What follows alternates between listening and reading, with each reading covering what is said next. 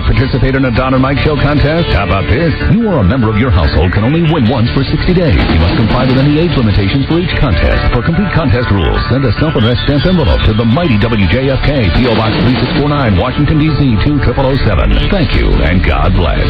Everybody loves Don and Mike.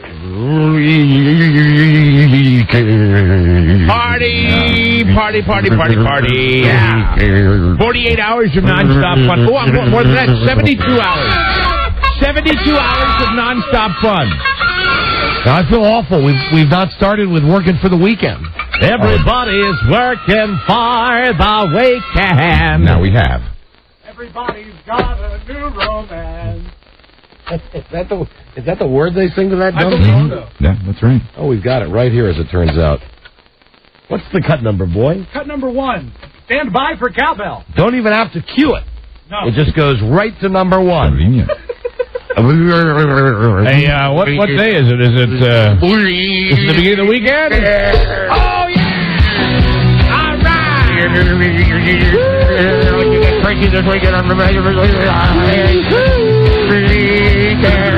right!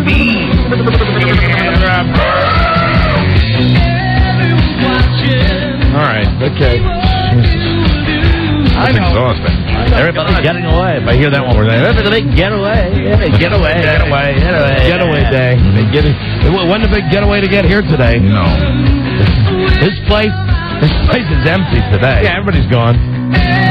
Yeah, somewhere along the line, it became what? Thursday became the day to leave? Party! John Norman. John is still here. Julie Foreman is still here. I'm giving people props. Yeah.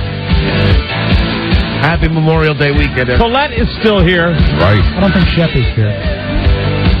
Really? Did Slappy Ed Pappy? I haven't seen him. I could be wrong, but we don't want him in the air studio.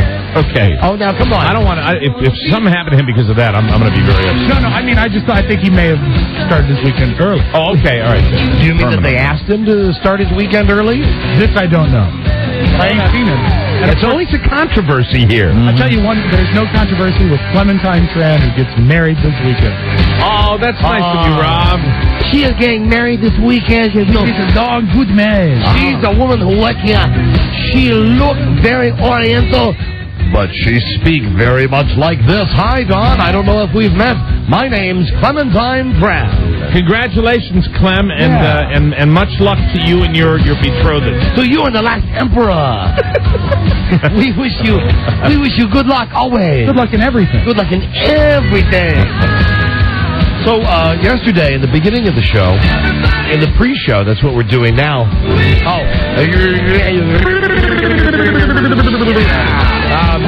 You could do that without grabbing your cheeks. You could do it. I think if you tried it, you could do it naturally. Yeah, but you got to really shake your head, though. I like doing it as a DJ with the, when the headphones bobble up and down. You don't like doing it like this? Can you do it, Rob, by going... As a performer, Mike? I guess not. I've got to give it my all. I've got to get my hands on my big fat cheeks and go...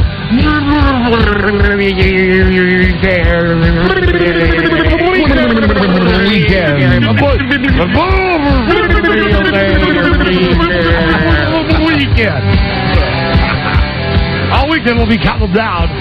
Yeah. That's another great radio thing you'll hear. Hey, this weekend, you voted for the Memorial Day 500.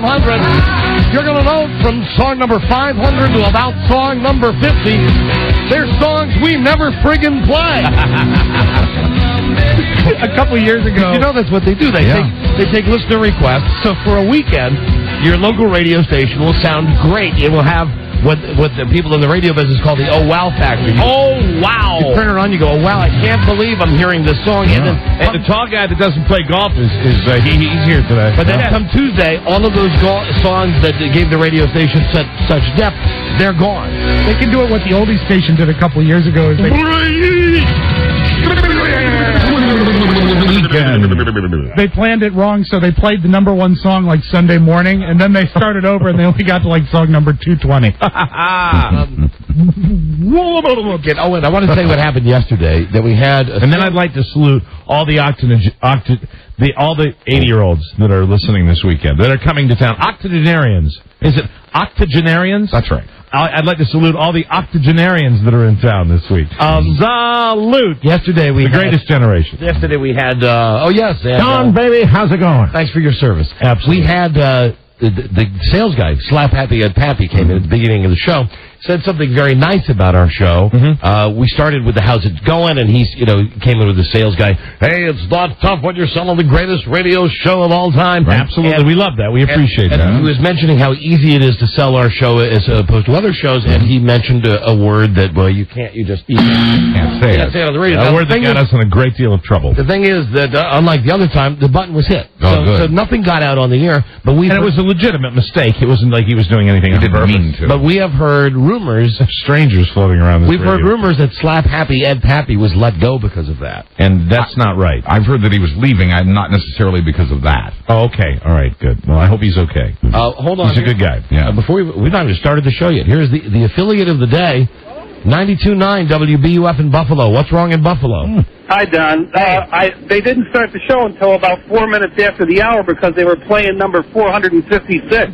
Some stupid song by Kiss that I've Hold never on, heard of. you're kidding. Is WBUF doing that thing? Yeah, and I called the board up. He answered the request line at about 3 minutes after, and I said, "Why aren't you down in my county?" He goes, "Oh, we're going a little bit late. We got a radio station to run here, Oh, yeah. All right. So I mean, listen. Where's this in Buffalo? Don't get down at that's some $5 an hour guy Right. that's got to run the board. Could be gone in a week. Who probably really in his little convoluted world thought it would be important for continuity's sake. Yeah, to finish the song. Like to get whatever the song was. Right. so I said I was going to call you, and he said, "Go ahead." So I figured that's what happened. Okay. All right. Thank you for watching our backup in Buffalo. Thank you. As long as the show's on, thanks. And don't worry, that countdown,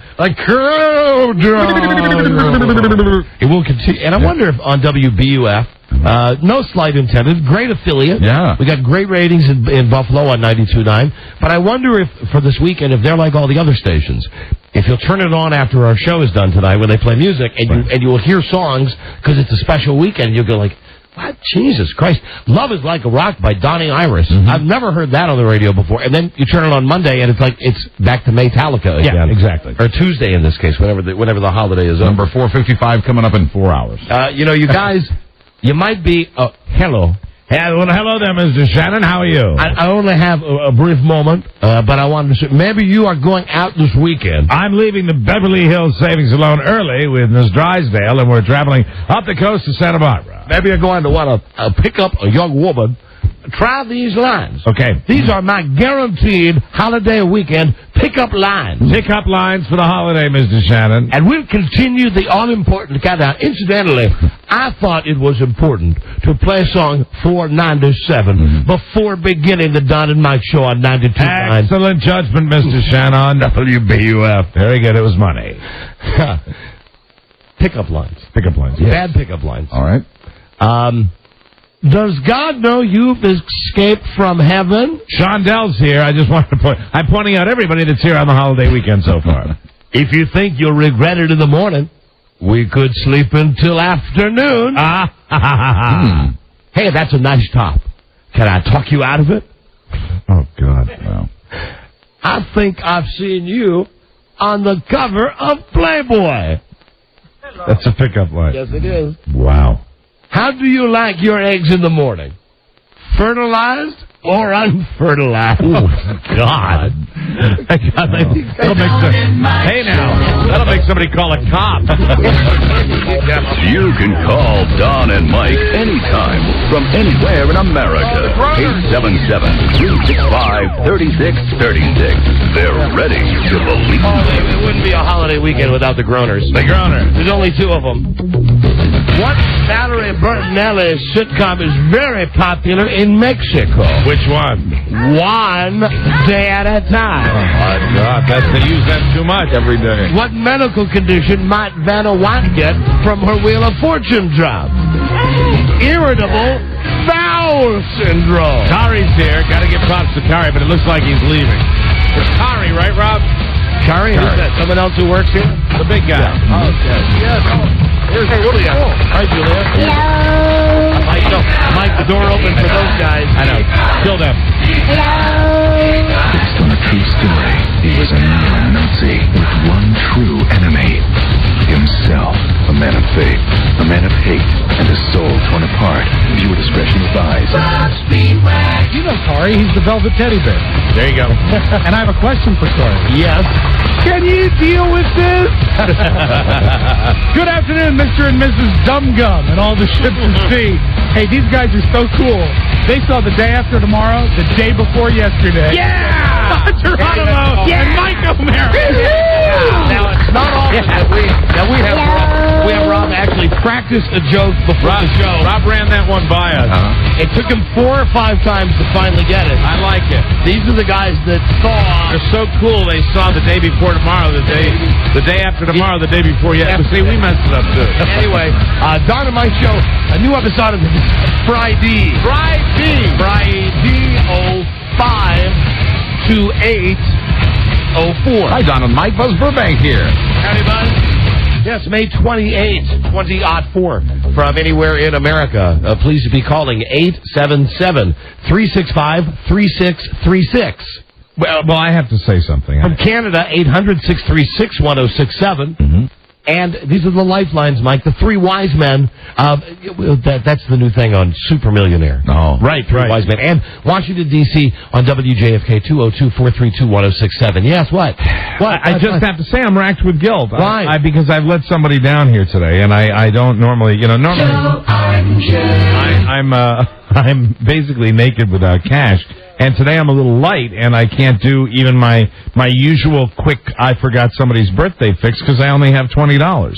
I'm sure he'd take it, but I just, usually I like to up the ante a little bit, and I plan to do that, and I feel very bad. I said happy birthday to Joe out in the hallway, and I really feel like I've let him down, because you know what? He is part of the family now. He's his elevated stature on the show. He's worked here over 3 years. And he deserves the full birthday treatment, even when... And from you, he's getting it. And he's getting the standard really Michael O'Mara birthday treatment. No, but he's not. Because usually I always have cash, and I can always go there and, grease somebody. The only problem But now it's complete forgetting. The only problem is you didn't go to the ATM because... Right. Because it's never that you've remembered the other people's birthdays. No, but I always seem to have cash. Yes, you do. And this time I don't, and I just feel like even my usual half-assed birthday attempt is now, I'm almost hesitant to make him the last-minute card that I make for everybody. No, you have to do that. All right. I can cover you on the cash. Really? Yeah. Oh, good.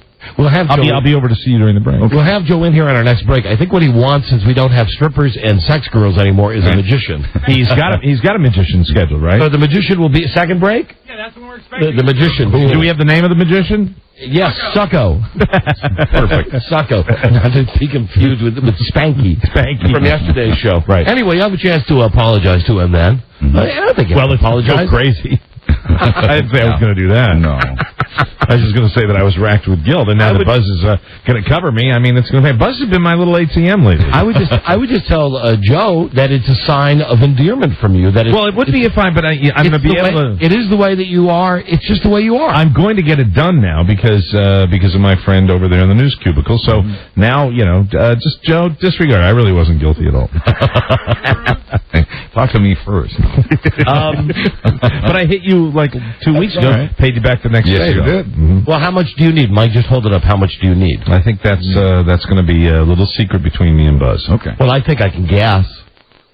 Well, you can go ahead and guess. I'm not going to necessarily tell you whether you're right or wrong. Oh, it depends how much money you're going to give Joe. Because I know how much you have. I've already said that I've got $20. Right. And that's not enough. Then I think the guess is simple. Mm-hmm. That I would bet on 8.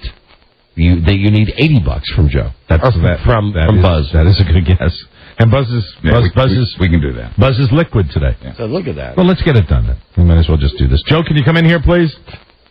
See, why is it? This is why you're the golden boy. Can we have that tape for a second? Of course. Mm-hmm. We just have it for a second. Thank you very much. With the golden boy standing by on the sidelines. Everybody else remembered Joe's birthday. Right. Yet somehow, because you didn't, you do it in such an endearing fashion Right. that you end up being. Look at the way you call him over, the way you would call over a maître Burbank will have the difference there. You and your lady have a fine dinner. The way you call over a maître d' at a restaurant, you put your hand up like this way, Joe. Here's 20 for you from the magnanimous Mike O'Mara. Mr. Burbank will be able to take care of the rest. For your gift, it's quite generous. You're welcome. And what about Robbie and I already thanked Rob. Yeah. And Buzz hooked me up too. Great. And so did Mike. Well, no, he said thank you. He said thank you to me. Thank you, Joe. All of you. That's wonderful. And, I didn't want to. Best ever. If you'll get this far. If you'll see, and Joe, incidentally, for those of you that are keeping track, is the big 40 today. That's 40. right. Which is funny always. He doesn't look 40. He is seriously, of all of us, he is the youngest looking guy here. That's true. Yeah. He really is. And it's not so much the physical appearance; it's what his face says. Yeah. His face says not a care in the world. It's 18 and I like it. Yeah, the face says lobotomy. The face says, what time is 8th period English getting out? Because I really want to go out and ride my hot rod. It's a face that says, throw anything you got at me. It's going to bounce off. You got me this far. Listen, I took some crap a couple days ago, and I didn't drink absinthe because I didn't want to. And also my wife said, don't do it. And you better be happy you didn't do that. That's a good idea, but I didn't do that. But you, Joe, had to ask your girlfriend, Tracy, if she would allow you to recreate your 1987 cicada tape, which we heard yesterday. Have you asked your girlfriend yet? Yeah. And what'd she say? She said fine. There you go. Yeah. Said you're going to get drunk anyway. Yeah. There you go. You just do a little, maybe start a little later, go a little later, and then recreate. So on Tuesday's episode, we can look forward to hearing the Joe Cicada tapes 17 years later. And as Rob requested, it'll be recorded on the old Q-Tech 402D. Hey, fantastic. That's I know it's cicada. I like saying cicada. I know you prefer cicada. John Cicada. And happy birthday, Joe. Thank you, guys. Joe, Mr. Burbank will have the difference for you. Right. And thank you, Buzz. You're welcome. Thanks for helping me out of that situation. Now I feel completely fine. There you go. Now let me see. Have a great Memorial Day weekend, everybody. I want to try to communicate with. It's like a maitre d' the way I did. I just realized I was He's ordering people about with his finger I again. was pointing at Buzz. And I just went. See, you did that. That's what you did when you called Joe over. Buzz got the downward pointed finger. Right. I was like, thank you, like pointing at him. Right. And Joe got the beckoning finger. Hey, come on there at my house. Pick up the phone, kid.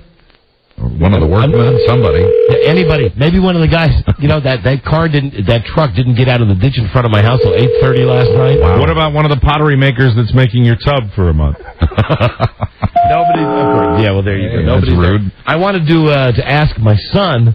I guess he's at, maybe he's at work, so what the heck? That's not a bad thing. No. I woke up this morning, came downstairs. He had been on the internet. Right. And there were instructions on how to make a beer pong table. I'm guessing it's like beer pong. Yeah. Do you know what beer pong is? I do indeed. Played it at Marist College. Okay. What is it? Because I'll tell you what. There are variations of the game, but beer pong is basically ping pong, where the loser of points or games has to drink shots of beer. Because it had a great description about how they would have to put a coating down on the table. Yes, so you can keep your beers on the table. Right, and so that if beer spilled, it would be okay.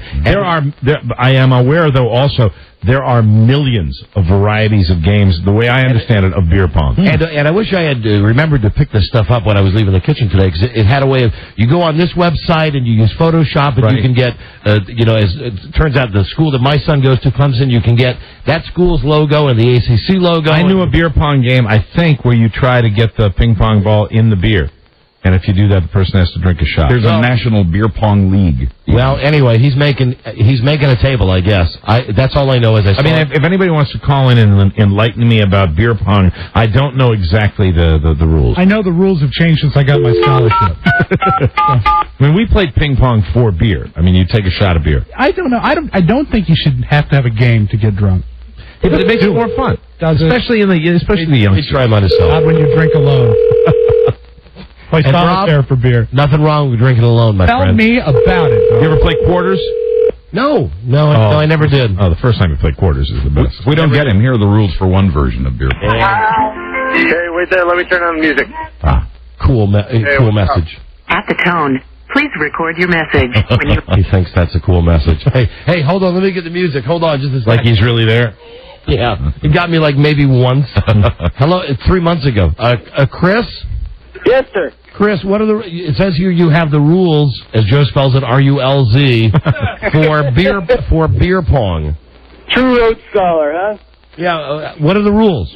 Well, basically you put 2 beers on each side in the corners, and if somebody can hit the cup, okay, you have to take a swig of beer.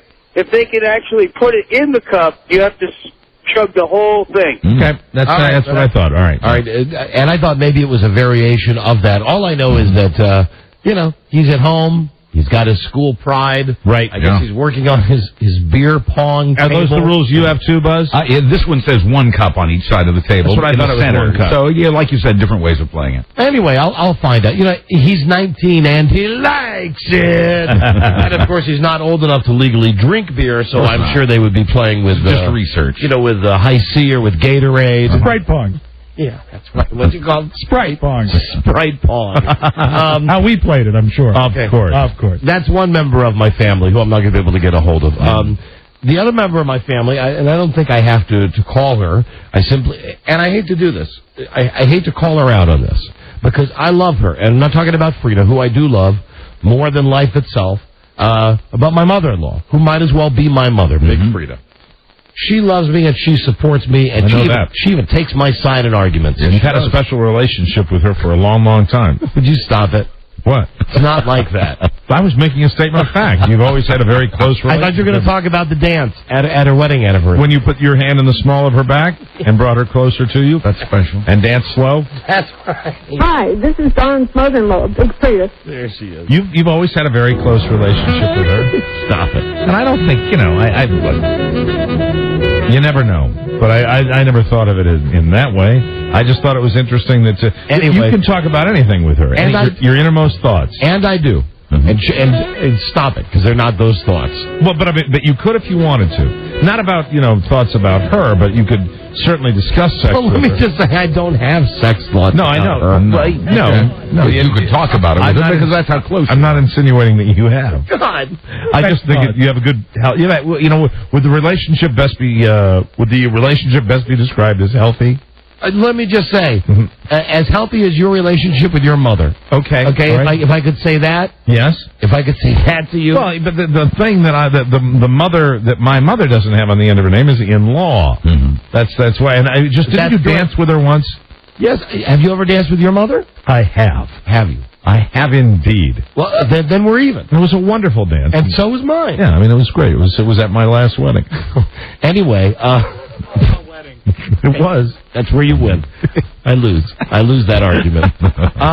She calls this morning, and I'm not even involved in this. This is a 3-way argument with my wife, where my wife ends up getting, and no, not 3-way like that, you dope. And could you imagine that? Phone sex with me and Freda and Big Freda? No, thank you. And passing the phone back and forth? I could. Oh, I know you could. Hold on. Where's she? And Mike? Yeah. Hi, this is Dawn's mother-in-law, Big Freda. God. No, enough. I'm torturing myself now. Anyway, my wife's on the phone with her, and I hear my wife getting exasperated. Right. And I know it must be a dumb argument because my wife is coming to me to solve the argument. So she says, let me ask you a question. You know the easy toll thing, the easy pass thing that you use? My mother-in-law seemed convinced that if you had one for a road or a bridge in Maryland, well, you would be able to use it on a road or a bridge in Virginia. I doubt it. But I did not only doubt it. I said, I'm positive you can't do that. You couldn't. No way. They're all different codes. Right. You couldn't take the one from the Dulles Toll Road in Virginia and drive on the New Jersey Turnpike. No, it'd be like if you got one, you could travel all over the country, and that's not going to work. And besides, that's how they get the money for the localities. Yeah. For the people that are paying the toll. But anyway, it's like a credit card. It's the same technology. It's round and round and round on this. Wow. And finally, what I said, and I regret saying it, and I'm apologizing now. My wife with her big mouth shouldn't have said anything, But my wife was on the phone with her. She said, well, Mom still doesn't see why you couldn't use it because it's the same technology. And I said, because the money goes to different states. Duh. Yeah, but also the code is different. And I went, duh. Now, not loud enough so my mother-in-law could hear it. Good. Freda, being the good wife that she is, said, oh, no, he says absolutely not. The money goes to other states. And then he went, duh. Thank you. You know. So she ratted you out to your mother-in-law. Yes. And how did your mother-in-law take it? I don't know. I've not spoken Oh, to her. so she did it when you weren't on the phone. No, it was just Freda was on the telephone. Oh, okay, and you were my standing in the mother-in-law. background. And it was one of those things, I was in the other room, and she comes in with the phone and just says, would you just answer a question for me? Right. Mom's on the phone, and here's the question. and that was that. Well, I think you're right. And I don't think it even has to be proven. Well, Now somebody will call and say, no, you can use them. If you got one of the same technology, you can do it. let me see if she's there. Maybe she's out making a beer pong table with my son. Buying lacquer. My crazy wife. My whole family's nuts. Thank God it's a Memorial Day weekend. Thank God they all have to work and I don't.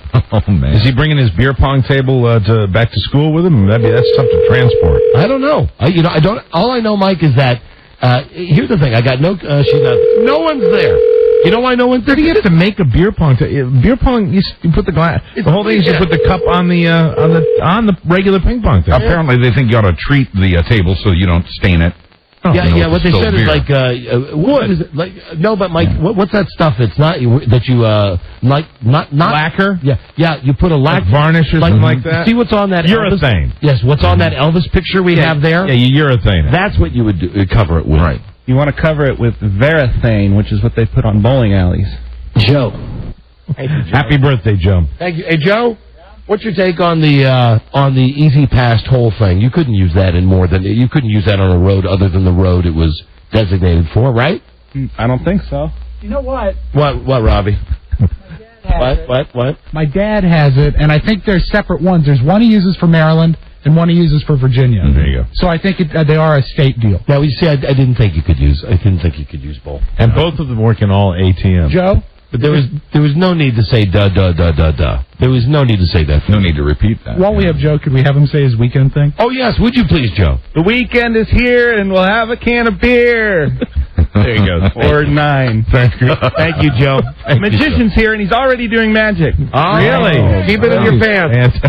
Keep it in your pants, big guy. He's 40, don't you know? Let me see. We won't be here Monday because it's Memorial Day. But What, we this will. Monday? What? Yeah, surprise, Mike. We're getting a day off. I'm not coming in. My God. We well now, if you like. Well, I would have made some plans. Now, but I can make them quick. I can do it. I mean, you know me. No, I don't want to come in. Find something.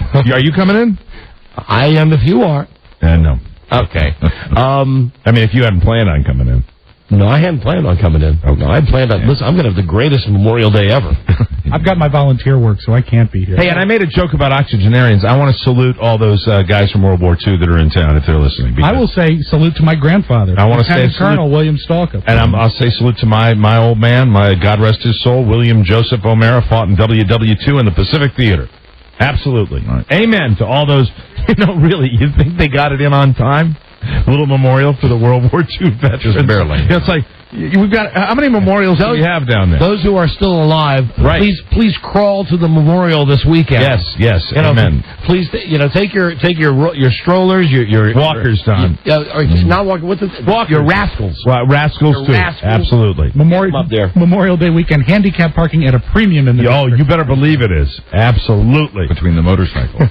But my Memorial Day. I mean, is this the weekend all the motorcycles come to town? Rolling Thunder. Rolling Thunder is awesome, right? Yeah, Memorial Day for me couldn't be better. My wife, you know where she's going to be all weekend, every day? At her J-O-B. Wow. My son, you know where he's going to be every day of this holiday weekend? At his J-O-B. Wow, hey, it's summertime. You know where I'm going to be? G-O-N-E. You're recreating. That's it. I'm going to You Can't Find Me there. You're a lucky man. The land of You Can't Find Me. I will. You can call up the operator and say, yes, connect me to You Can't Find Him there. And Mike, I know you've got your own place. Hank's Look Around Cafe. Yes. I always thought the best name for a bar would be He's Not Here. He's not here. We have a few customers that request that. But we do come back on... Sometimes I wish it was me. On Tuesday, hold on, before we call Beth Ann, our new producer, here's a guy who says he uses his East Pass all up and down the East Coast. Can that be true? Oh, my God. I would hate to have to take back those... Wait, though. Easy Pass. Tom? Yes. Yeah, Tom. How you doing? We're doing great. I beg to differ with the gods. All right, go ahead. What do you got? I've lived, had a friend lived in Boston. I've traveled back and forth to Boston, and I have friends that live in Hold on, just your experience now. Your experience. What do you have? What kind of pass do you have? I have Easy Pass. For what? For what state? For what? State of Maryland. Mm-hmm. And I use frequently back and forth through the Harbor Tunnel and the Key Bridge. Yeah, and God. And I also go up all the way up through the Turnpike, through Delaware, through New York, and within the city of Boston, they have lots of bridges and stuff that you need to go over. With Easy Pass? Now, are you charged? Yes, the regular. I don't use it as a frequent. I just use it for the convenience. So it's not like I don't get a discount for using it. You ever meet somebody who you just want to get information out of? That's all we want to know. Jesus. When you're at a location unlike the one that you're in. I mean, if you live in Baltimore, let's say, you're a regular toll, and you're driving up in Boston, and you come to the toll thing, and you hold up your Easy Pass. The thing swings up, and you drive past. That's correct. You can cut this guy loose. I just spoke to my dad. He's right. My dad uses the Easy Pass all up and down the East Coast. Wow. I thought he had two of them. Oh, God. I'm really sorry you're wrong. It's a relatively recent innovation. Don't be sorry. Wait. So it codes in your number, and then you're billed for that, right? Yeah. Yep, comes right off my credit card. Well, actually, I think, See, it is like that. All right. Oh, God. Damn. Oh, no. Don, I would have bet you were right. Yeah. Made sense. Hey, you know what? God has said duh. I was thinking, that money that Buzz loaned me, I should have borrowed that from you. And then I wouldn't have had to pay you back because of the bet. I had $100 yesterday. You didn't want it. Yeah, that's right. Damn it. I should remember these. Would have come Honey. Yes, my boo-boo. Do you have your radio on? No, I'm walking around the mall. Oh, okay. I don't blame you. I'd feel the same. I'm not able to get a hold of your mom, but you have to call her back. Why? And you have to tell her I didn't mean duh. Oh, that's what you said. What did you mean? Because you can use that goddamn Easy Pass everywhere. All over the East Coast. Probably the West Coast, too. You can. I talked about it. I mentioned I felt bad. Really? I mentioned that you were on the phone with your mom, and I said duh, and I didn't know you were going to say it to her, but you did say duh. Like it was me saying that your mom's an idiot, and your mom was right. You were right. Your mom was right. Oh, that's funny. Oh, she would love to hear that. Are you sure she's not home? I don't think she was going anywhere this afternoon. I just talked to her about an hour ago. Well, not unless someone's dialing 911. Oh, no. Because I tried her. Okay. Well, she will love to hear that news. Because all right, I'll try her again, honey. Okay, good. All right, bye. Love you. Love you. Love you too. Bye. Have a great Memorial Day weekend. What day? Working. Yeah, I know. It's hard being the breadwinner. I know. Enjoy that stuff. Working both days on a holiday weekend. That's too bad. I'll think about you. I love you, baby. Sure you will. Bye. Love you, boo. Bye. Well, man, I would have figured you were right. What's her phone number? 4. I hate that. Yeah. I jumped right on that one. Made sense. Yep. Freda was convinced, too. How convenient, though. That's terrific that you can use that. It should work that way. Boy, oh, boy. Everybody should have them. My mother-in-law is the only person that's ever on my side. Ever on my side. I'll fight with Freda. You like this, right? She'll love it. Yeah, I hope so. I'm worried now. Well, Freda didn't have to tell her the duh stuff. She should have said the duh stuff. She'll appreciate it that you come clean with her. She doesn't own a ladder. One more, let me just... Buzz, you in the ladder. I worry. How's your wife doing? Is she still in a cast? Yes. Will be for 5 weeks? That's correct. All right. Your call has been forwarded to she's not there. Tell her I hope she feels better. I will. Thank you. Freda Wright is not available. At the tone, please record your message. When you have finished recording, you may hang. Oh, hello. 1 for more options. Hey, pal, it's Dave Letterman. I've got an important bulletin for you. Don't do that to her. I'm quitting my TV show. She's 80. I'm going to be the new lead singer for Van Halen. Don't. We can't prank call my mom. That'll scare her. Yeah. That'll scare her. You can't do that. If you are satisfied with your message, press 1. Yeah. To send your message with normal delivery, press 1. Yeah, I just said it. Listen, Thank you. I'll see you this. Message has been sent. I'll see you this Bye. weekend. Yeah, goodbye. I'll see you this weekend. So da to me. How about that? All those times she stood beside you and behind you, and all those times she saved the last piece of pie. Mom, I love you. Buzz, you could not be more correct. Yeah. You couldn't be more correct. You'll make it up to her, I'm You sure. will. Aren't you doing It'll some be work fun. at her pad this weekend? Yes, I am. Okay, killer. Yes, I am. You'll have a good time down there. Bet I'm doing some work in her pad. Yeah, you'll be spending a good amount of time, just you and her. And I'll be wearing just my tool belt. Yeah. I thought you were going to wear overalls without the shirt. Painter's pants. Painter's overalls. Hi there, all done in here. Do-rag, and I'm going to have like an Atlanta Braves hat, turn that sideways way. You know, yo. You look like you could use a glass of lemonade. Oh, what, Beth Ann? Yeah, she's expecting it. Well, she's going to have to learn this show doesn't run on time. let her sit by the phone. We'll be back in 9 minutes and 40 seconds. This is the Don and Mike Show.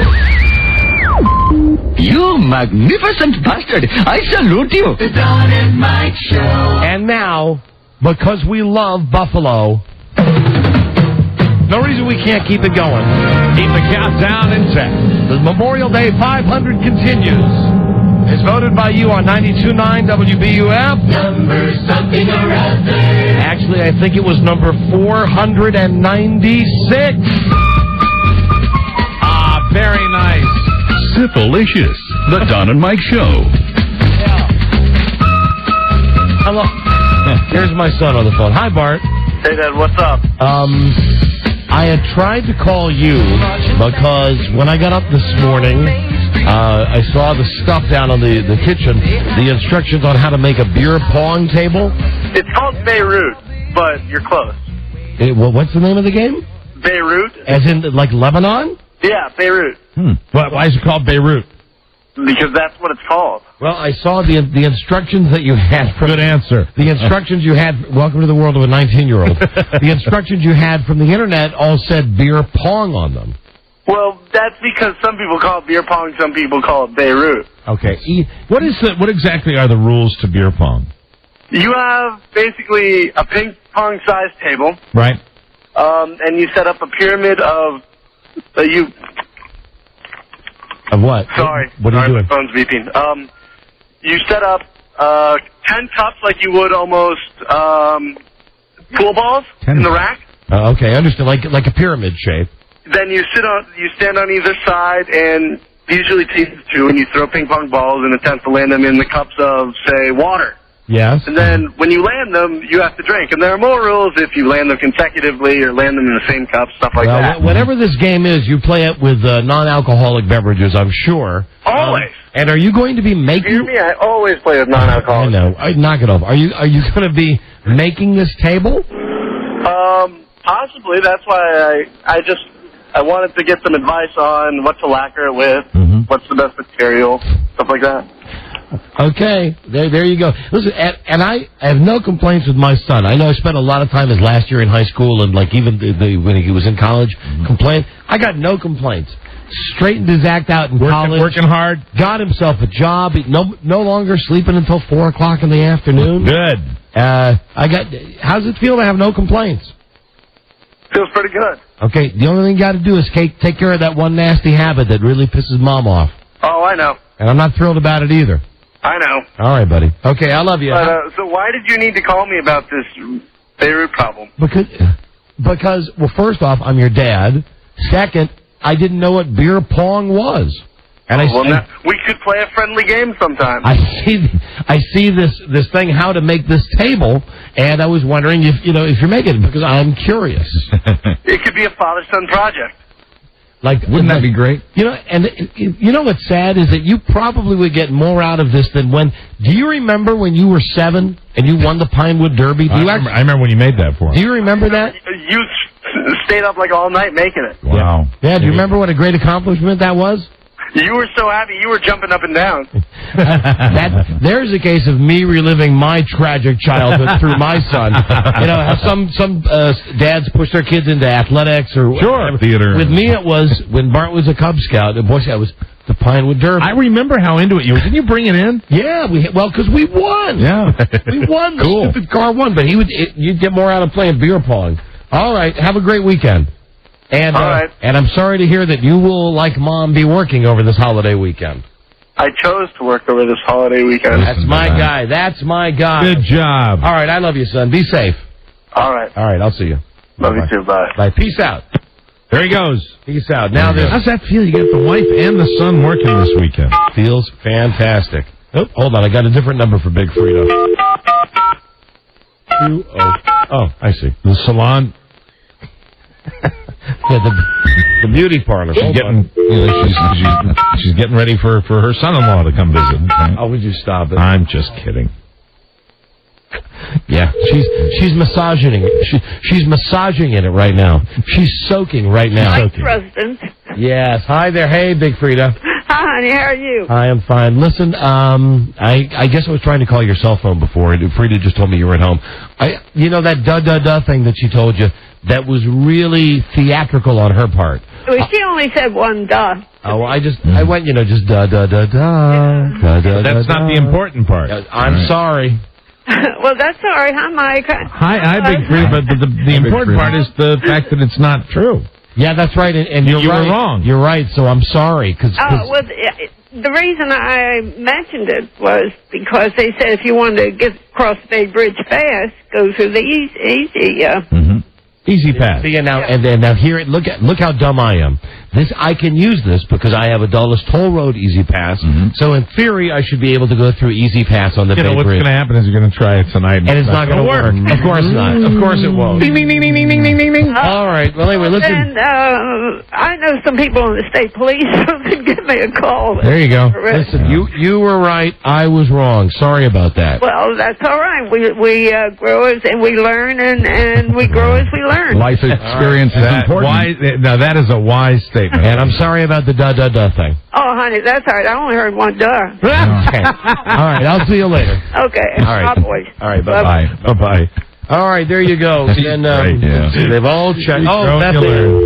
Hold on. Back to call him Bam, our new producer. I like Bam. That's the nickname. I like calling her Bam. I like B.A. B.A. like the coach from North Dallas 40. That's enough.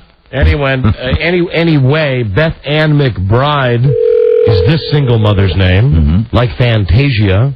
She's a single mother. Hello. Beth Ann, it's Don and Mike. Hey, Don and Mike. Hey, Bam, how are you? I'm good. I'm eating some cicadas. Now B.A., are you ready for the job on Tuesday? I am more than ready. Because, you have to get in here and you have to start... is it hit the ground running? Is this the hit the ground running speech? Yeah, there's no time for just like getting to know people. It's not important. Start working, right? It's got to be Tuesday. You get in here, you're doing it. Yeah, you start this job. It's very similar to landing a jet on the deck of an aircraft carrier. Now, is your daughter coming with you? Oh yeah. We're moving tomorrow. Oh, very exciting. And how old is she? 19. She'll be 19 in August. She'll be 19. See, now we'll have another nice perspective because I got a son that's 19. Hey, how about that? Wouldn't that be something? I would have to ask the celebrity your daughter most resembles, B.A. Probably. Oh, you're going to be mad. Her name is Jennifer, and like Jennifer Aniston or oh my God, someone else that she's a pretty girl. She has long blonde hair. Well, big. My son has a regular girlfriend. Oh, that's right. He has does. a regular girlfriend, but he's not married. Right. He's not married. He's not married. Beth Ann, what is the thing you are most looking forward to about your new job as the producer of this show?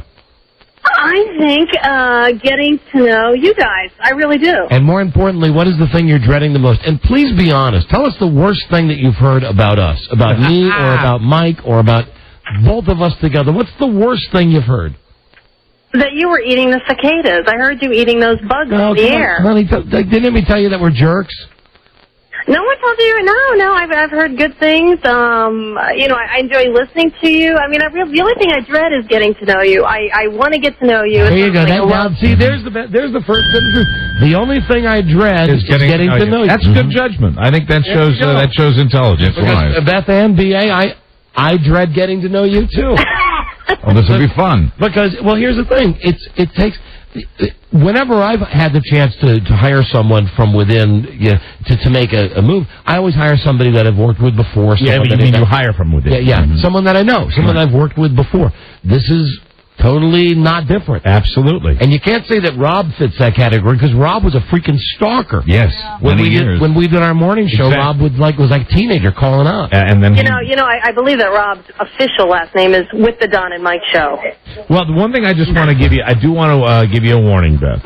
It's just my observation, and it concerns Rob. Okay, and just based on Rob and the way Rob's been behaving lately, I say this out of friendship. I just think Rob's going to try to sabotage you. I think he's going to try to trip you up everywhere you go. I think there's really a chance that he's going to try to mess you up somehow. What I would do really is just, check things that he has anything to do with. And I'm talking about anything that has to do with the show, as far as your car. Rob, if you'd like to comment on that. He's of course funning you. Don't think twice about eating the brownies that'll be waiting on your desk. Eat a lot of them. And the turkey and the wine. He's a nice guy. He's a nice guy. I can see he may be a little threatened. I mean, because it's kind of been you two and him. Yeah, he's very threatened. Right? He's very threatened. He's taking in my sandals. You know what? He is the female presence of our show, and now that's actually going to have a female. Now Rob's masculinity is going to have to take over once again. Yes, I feel so bad that my femininity is being challenged. My intuition told me you would say that. Last question. Do you want to be known as Beth Ann? Do you want to be known as B.A.? Or do you want to be known as Bam? What's your favorite nickname? Well, probably B.A. B.A.? Yeah. Listen to that. Hey, Beth Ann? Good choice. Yep. That's the one Don liked. That was a good move. Yeah. B.A. What's happening, B.A.? Actually, the one T in the A-team. The one I preferred was Bam. Bam! And anyway, but I'm happy you've picked B.A. Then there will be two B.A.s in my life that I care a lot about. Who? That would be, of course, Beth Ann. Right. And Bob Adams. Bob Adams, right. Right. Absolutely. No. Who's Bob Adams? Don't worry about it. Oh. You'll meet Bob, B.A. when he gets in here. He could technically be a Bam, too. If you stay on the phone, he'll probably call in the next 2 minutes threatening to kill me because I said his name on the radio. For mailman. All right. I've already gotten emails from Radio God Forum. Listen. No. Stay away from that. Beth Ann, here's our first and only piece of advice about the Internet and all the fan sites and everything. Okay. Don't look at them. Don't go to them. Don't acknowledge them. Just don't. No good can come of that. Just don't. They're evil. Okay. Just don't. Other than that, have a great time. Oh, I can't wait to be there. It's been so long since I've seen you guys. It's going to be a good time. We're looking forward to you starting on Tuesday. And final question. Final question. I've had 3 final questions. But this is really the final one because really we have to hit a break. Okay. Who's the guest on Tuesday? Who do you want? Don, who would you like? Because we can give her a choice of 2. Who do I want? Who do I really want? Who do I... Now, come on. Now, are you serious? Well, I know that Rob is getting his back waxed or something, right? Yeah. Laser. On Tuesday. So I was going to do something around that. But I probably want something really big. No. I tell you who I'd like. I'd like Diana, the loser on American Idol. Diana DeGarmo? Diana DeGarmo from Smellyville, Georgia. Mm-hmm. Mike, who would you like? I would like... Let me see. It's difficult. There's so many that I would like, but I think really... Somebody as hot as today's headlines. I would like Drea Mateo. The lady that was whacked on the last episode of The Sopranos. Yeah. And has the upcoming show Joey to promote. Oh, and the waxing is Wednesday. The laser. The laser is Wednesday, not a waxing. Okay. Buzz? I would like film director Andrew Blake. I'd like the film director Andrew Blake. You should do a search on Andrew Blake, and you'll find out a whole lot about Buzz. Absolutely. All right, listen, B.A., we'll see you on Tuesday. Okay, you guys. I can't wait to see you again. Don't be late. Okay. Okay, what time am I supposed to be in there? Before me. 6 a.m. Okay. All right, bye, Bam. B.A.? 2 o'clock. Yeah, right. You know, it's funny, Rob, you make that joke and I didn't get it. Well, yeah, it is funny, though. I didn't get it. Hello. Bill, Don and Mike show. Are people still talking about the Easy Pass Smart Tag? Yeah, Don. I want to let you know that if you're going to be going up to Maryland, don't try and use your Dulles tag on the Easy Pass lanes. They're not compatible yet. But if you go on the VDOT webpage, you can find where the Smart Tag information is, and it says in the fall of 04 it's going to be compatible. Fall of 04 to be compatible. So now you got that heads up. You would have been disappointed. But, you know, and wait, then I have a problem with everybody that says, hey, I use it everywhere. Well, obviously you can't use it. Right, you can't use it everywhere, I guess. Hold on. Who's this? Rob. Don and Mike, hello. Yeah. No, different Rob. What's that? Rob. It's a different Rob. The same thing to say the last guy. What? Wait, hold on a minute. You were talking the whole time. What? Sorry. You want me to go, or? No, I'll go to someone else. How about Mimi? Yeah. Hi. Hi, Mimi. Hi, Mimi. Hi. I'm calling because what the other guy said. The Smart Tag was the first one. That was in Virginia. And then later on, Maryland got the Easy Pass, and Virginia's supposed to be switching over, but they're not over yet. I have both. That's all right. We got work it. in Virginia, live in Maryland. It's unusual that Virginia's behind. All right, Hey! It is. Hey, stop it. What? Stop it. What? What? Is that the Virginia thing? What? I like Virginia better than Maryland. But I mean, it's just it's shocking that they don't have it up to speed. Why? But they have transportation issues in Virginia, which Virginia has enormous transportation problems. Hold on. So, which state are you mad at? Virginia. And why are you mad at Virginia? For transportation problems. But they have transportation problems in Maryland, too. Yeah, but I live in Virginia. Okay, all right.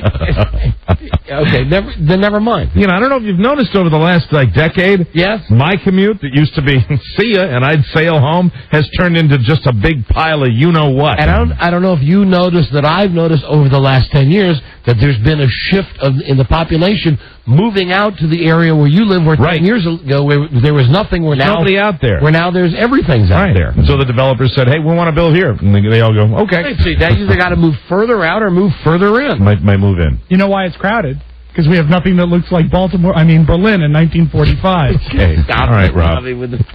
Not a good Rob hates people. Rob hates people in Virginia and places in Virginia. Sectors of Virginia. As a rule, Virginia is the greatest. Rob loves Virginia, but how do you feel about Vienna, Virginia? It's too brown. It's bad. I don't care for the people. And if we get that whole Virginia-Maryland thing going, it'll be, you know. We can't do that today. We're going to have to fight the Civil War again. We can't do that today. Let me just say, I was raised in Maryland for a long part of my life, and when I lived in Maryland, I'm sure it's like this in other towns we broadcast to, where there are two states that are nearby. Right, and there's a rivalry. For the longest time when I lived in Maryland, you would think everything's great in Maryland. Virginia sucks. Then I moved to Virginia, and as soon as you move to Virginia, you go, hey, those people in Maryland, like very high levels, that still live in Maryland because they just can't make the transition to Virginia. Mm-hmm. And also because they believe that North Gaithersburg is Potomac. That's right. There you go. Right, just like Oakton's different from Vienna. It's the same thing. It's pretty brown in Oakton, too, you know. Wow. Listen, for all of you around the rest of the country, sorry. Yeah. That's what I wanted to say. I just wanted to say sorry. Okay? Because you don't know what we're talking about. But I'm sure every little municipality has their little thing. They're just cities. Mm-hmm. They're just cities. Everybody has the area that they joke about. It's the way it works. Right. Hold on. I'll take this. And then we got to... Well, no need to take that. Hello? See, there was somebody there. I heard something there, and then they were... Thought it was something relevant, but it just doesn't matter. Huh. It's Joe's 40th birthday. Yeah. Let me make sure his magician's ready. This is what he wants for his 40th birthday. Magician's here. We'll bring him in right after the break. Hey, birthday boy. Hello.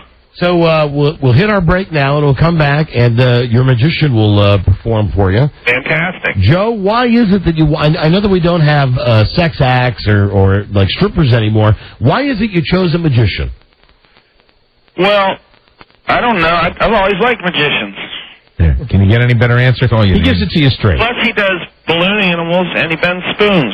Hey, he bends spoons? Apparently. Oh, Lordy, look who's 40. We had Uri Geller in here, and he walked out on us because he couldn't bend a spoon. We refused to. All right, well, Joe, your guy, Succo, will be in here right after the break. His name is Ryan. Ryan. You'd be nice to him.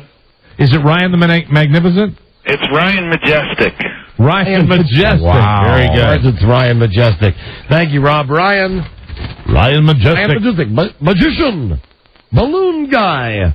Spoon bender. I am excited now because, look, I wasn't excited about the magician or the balloon guy. The spoon bending? Spoon bending? Cool. Gotcha. Yeah! All right, Joe. See you in a second. Great. Happy birthday. Thanks.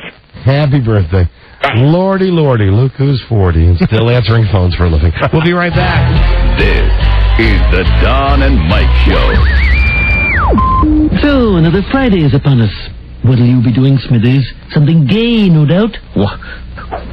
You know, light-hearted, fancy-free. Mothers, lock up your daughters. Smithers is on the town. Exactly, sir. The Don and Mike Show. Hello. You can call Don and Mike anytime from anywhere in America. 877-365-3636. They're ready to believe you. Hey, what happened? Hey, WBUF song 495. Yeah. That's Bananarama. As we continue to count down on your Memorial Day 500. Counting down the biggest ever. We were just at the WBUF website. And they are counting down. They are. They're doing a countdown this weekend. Oh. Nice website. It's got, Eddie Van Halen there. Speaking of which, I'd love to hear the new song. I think it was available online. Van Hagar's got a new song? Today, yeah. Oh, and they announced in the tour that's coming here next month, Sammy will be singing all of the David Lee Roth songs. Very good. How great is that? That's very, very exciting for fans of Sammy Hagar. Anyway, there's a new Van Halen song out there. And David Lee Roth contingent, you know how they're going to be. All three of them out there on the internet. God, I'd love to hear what that sounds like. A new Van Halen song. And the name of it is something like "It's About Time," or really? Or it's time for a Van Halen song, or something like that. I don't know. How much? Don and Mike, hello. Hey, what's up? Hello, you're on the air. Boy, I'm so happy y'all in Baltimore. I'm on the MARC train headed up to check on my house. Oh, very good. All right, good. It's nice being able to make transition in between A and B. Will you please, for the love of God, start raising hell about the signal in D.C.? It drives me crazy. Listen, there's nothing we can do about this. If you start, just think, please. No. Believe me, if we could do anything about it, it would have been done a long time ago. I just turned it up all the way. Is it turned up all the way, Rob? I turned it up all the way. We're losing yourself. Have a good weekend. Guy was calling from, I think, from kind of funny. Right? He's calling to complain about a signal as his phone faded out. Yeah. If you're in the Washington area and you lose 106.7, try turning on 105.7. Yeah, and that's the best way to do it. And there is still an area where it's a little sketchy. However, if you go out by Laurel, though, where JFK Laurel, the Baltimore station comes in loud and clear. You get it perfect. Hello, Don and Mike Show. Hey, Don and Mike, how are you guys? Hey, hi. Hey, Don, I wanted to talk to you about your Easy Pass.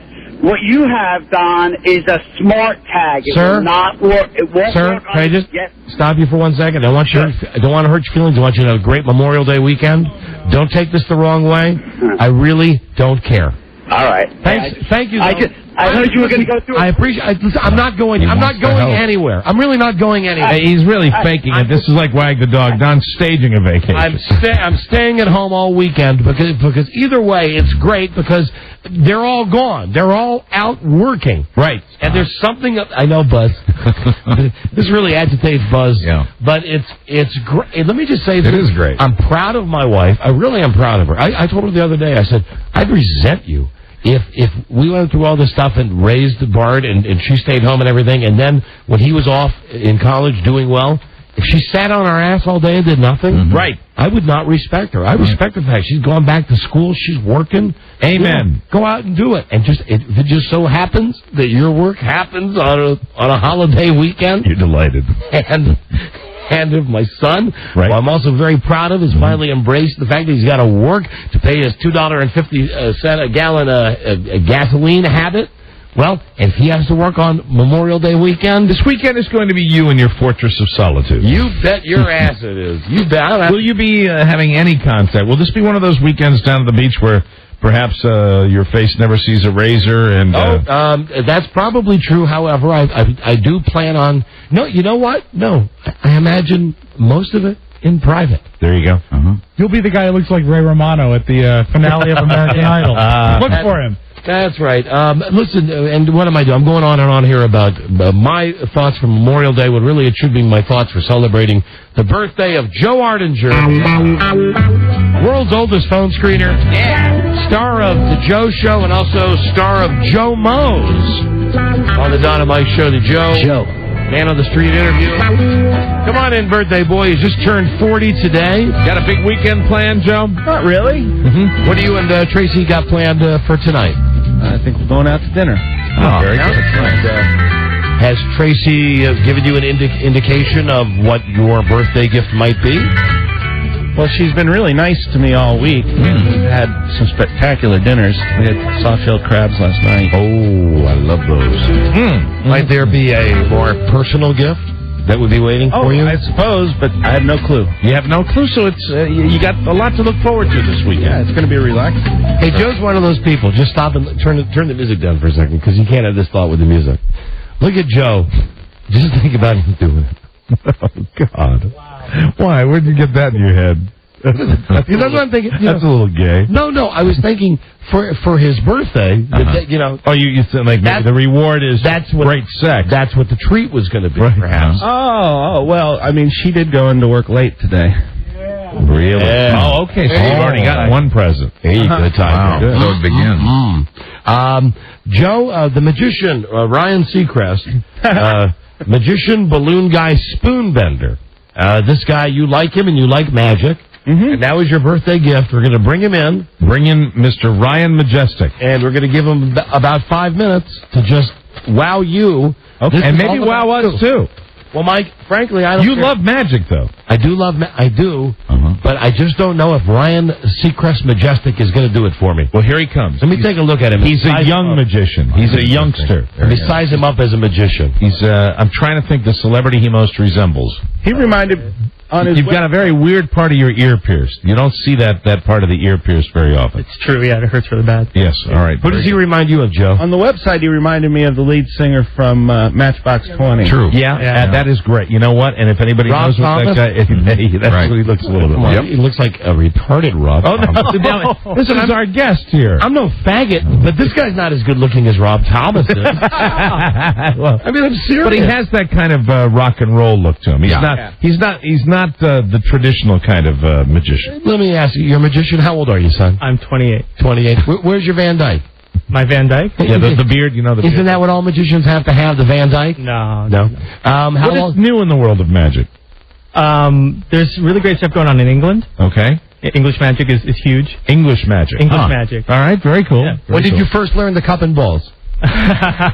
No, now that's a serious magic question. This guy strikes me, just looking at him, as he's kind of a hit magician. I'm pleasantly surprised that he didn't come in. You know how some of these guys go, oh. Well, that's what you want, right? You want the cape? Did you learn the cup and balls? I did, yeah. You did, okay. Do you have a top hat? No. Do you have a magic wand? No. Are you a full-time magician? I am a full-time. All right, how you make your living. That's good. That's encouraging. This is a real magician nerd question. Okay. Who is Harold Rice? That's Harry Houdini. It's actually Eric Rice. Harold Rice is the world's foremost silk magician. World's foremost silk magician. Where? World, universe. Okay. Do a Google search. Okay. When you get home and learn a little bit about magic. Okay. Do you see? One thing I should tell you, Ryan Majestic, is that Mr. Geronimo here fancies himself well, now back in the day, a fan of the art. Oh. I was a magician when I was a kid. Oh. He performed for his elementary school, and was that the ventriloquist act, or no, when the Danny O'Day dummy? When his head fell off? That was in elementary school. Okay. It was later when I was on the Captain 20 show doing my magic act. Right. Doing the magic act. Not a lot of kids were allowed to perform on that show. No, they weren't. That's right. Because they were all sexually abused by Captain 20. But I said, for the exposure, I'll take the abuse. Yes. Go ahead, Captain 20, kiss me. Do you think David Copperfield is full of crap? I think he is very glamorous in a very Motley Crue kind of way. Do you think that David Blaine is a waste of time? He's all right. I'm jealous. Do you like Penn and Teller? They're all right. They're pretty good. Okay, who blows you away? Who's the greatest? I think Darren Brown in England he's a genius. Somebody we would have heard of. Well, over here, I guess David Blaine would be what I would enjoy the most. All right. Now, the guy in England. What's the one thing he does that blows you away? He's the greatest mind reader hypnotist. Okay. Yeah. All right. Very good. All right. Well, we are ready for you. Ryan Majestic, magician, balloon guy, spoonbender, and incidentally, it's a very erotic website, RyanMajestic.com. All of your clothes disappear. Now, I know that when we had Uri Geller in here and we tried to get that SOB to bend a spoon, it turned into something horrible, and he had one of the few people that ever walked off this show. Really? Because he wouldn't bend the spoons, and that's, of course, what we wanted to see. That was his big thing. Now, and Ryan, don't get me wrong. I'm busting your balls, but I love magic. I'm still a magic groupie. When Freda and I were on vacation not long ago, we were on a cruise ship where the entertainment normally stinks, but there was a guy who was the best sleight of hand guy I'd ever seen, and I'm fascinated by magic. So do something to amaze my dumb friend Joe. Well, should we start with the magic or the spoon bending? What would you like to be, Joe? And we'll give him a few tricks. Okay. You have 5 minutes to amaze Joe. Oh my God. 5 minutes. All right. Ready? He's bringing out some cards. Go. Okay, Joe. Go ahead. Take any card you want. Pick a card. And spread them out. Yeah, sure. No, go ahead. One in the middle. Show it to everyone except for me. Okay, let's see it. What is it, Joe? Okay. Ryan's turned away.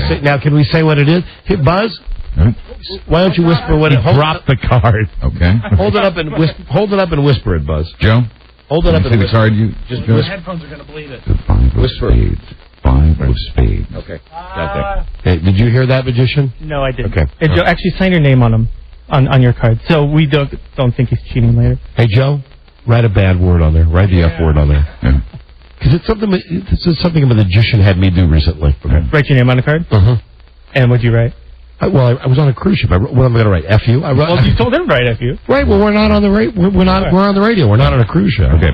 You know, that way, how do I know that you don't have a card pre-made with the name Joe? No, that's true. Okay. You are really being rough on the magician. Is this because you are, in some way wish that you were still a magician? I love magic. I just want to see what this guy's got. So, are you ready? You signed your card. You know what it is? All right, watch. Yeah, he's got a stack of cards, and he's putting his hands over them. Hovering his hands. He's hovering his hands over the... They're moving. Wait a minute. The cards hold on a second. Wait themselves. Wait, hold on. If one popped out... I'm scared to look, but do you want to take it and see what it is? All right, hold on. All right, now, one card popped out. Oh, my God. All right, now describe what just happened. Joe, look, may I see the card? Was that it? Yeah. Let me see it.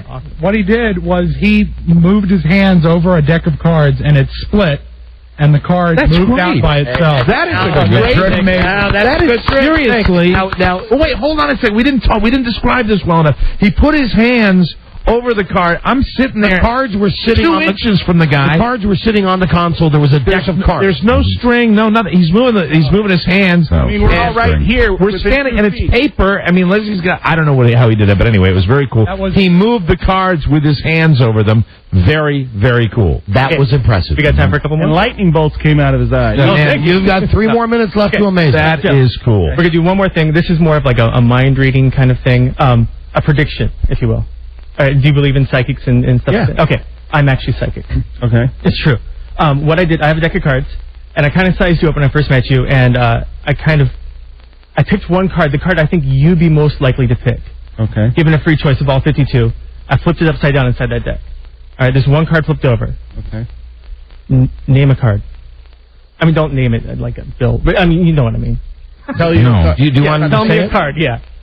First card comes into your head. Ace of spades. Is that okay with you guys? Yeah, that's fine. All right. Now he's opening up a deck of cards. Taking them out of the box. All right, we're looking at the cards. Obviously, the cards have been opened, but they are in the box. I'm just going to fan them out. Nothing tricky.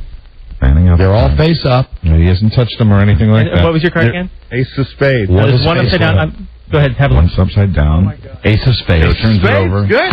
The ace of spades. Like it. Enjoy it. Good trick. Yeah. Real good trick. Excellent. Pretty good, kid. All right. So you had the Uri Geller on, and he wouldn't bend the spoon. He would not bend a spoon. I'm here. I'm hungry. I'm going to bend the spoon. Good for you. All right. RyanMajestic.com. You know what? And I'm not as into magic as you, and I am thoroughly enjoying it. You notice that now I'm supporting him. Yeah, because he's the goods. He's the real deal. Now I'm seeing. All right. Now you guys have to explain it. Okay, he's holding up a fork. It looks like a normal fork. It's a fork that is not tricky or anything. And I should say that Uri Geller often claims claims that when he does spoon bending over the radio, other people's silverware at their home bends also. Okay. That's a claim he has made. So we could see if... All right, we'll see if anybody at home has their silverware bending now. Right, he's just rubbing it with his finger. It looks like... it almost like it looks like you're doing something, like you're expecting a result. He's rubbing it. He's rubbing it gently. He's not rubbing it with lust. So the whole. You're expecting. Wait! Hey! Look! Look at the thing bending. Look, the tine and the fork. The tine and the fork. He just gently rubbed it. Can I hold the fork for a second? You can hold it. Can I hold it for a second? Is it a normal fork, Don? Yes, it is, and yes. I mean, he just barely touched it. It is bent. Do you want? It is bent. Joe, would you like to try? Try to hold it? Just with your finger, just rub right there. Rub right now. Joe's rubbing on the fork, and look. Oh, now look at the back end of the fork is coming up, and now it's going back down. What he did was he had the fork in the palm of his hand, and as Joe rubbed on the middle section, the fork either bent up or bent down. It bent up, but it was just loosely. Now, Mike, describe what you're doing, Mike. I'm holding it in my fist. I'm holding the spoon in my fist. What's that? Can you feel that? Yeah. You feel it getting kind of soft in your fist? Yeah, I do. Yeah. Okay. And what's happening now? Mike, you got to describe it. What's happening? Tell us what's happening. Completely broken too. Wow. And he did it like while I was holding it. Wow. Wow. Charlie. Oh, and that's all the time we have. Oh, no, Don, no. I want more magician. This is good stuff. Mike, I know it's radio, but we're doing our best to describe it. I think the more that we do card tricks and boon spinning on the spoons bending, yes, the more the ratings disappear. I think you might be right. But I am fascinated. This would be a good guy to go see. This is Ryan Majestic. Ryan, now you do private stuff? Do you perform anywhere or?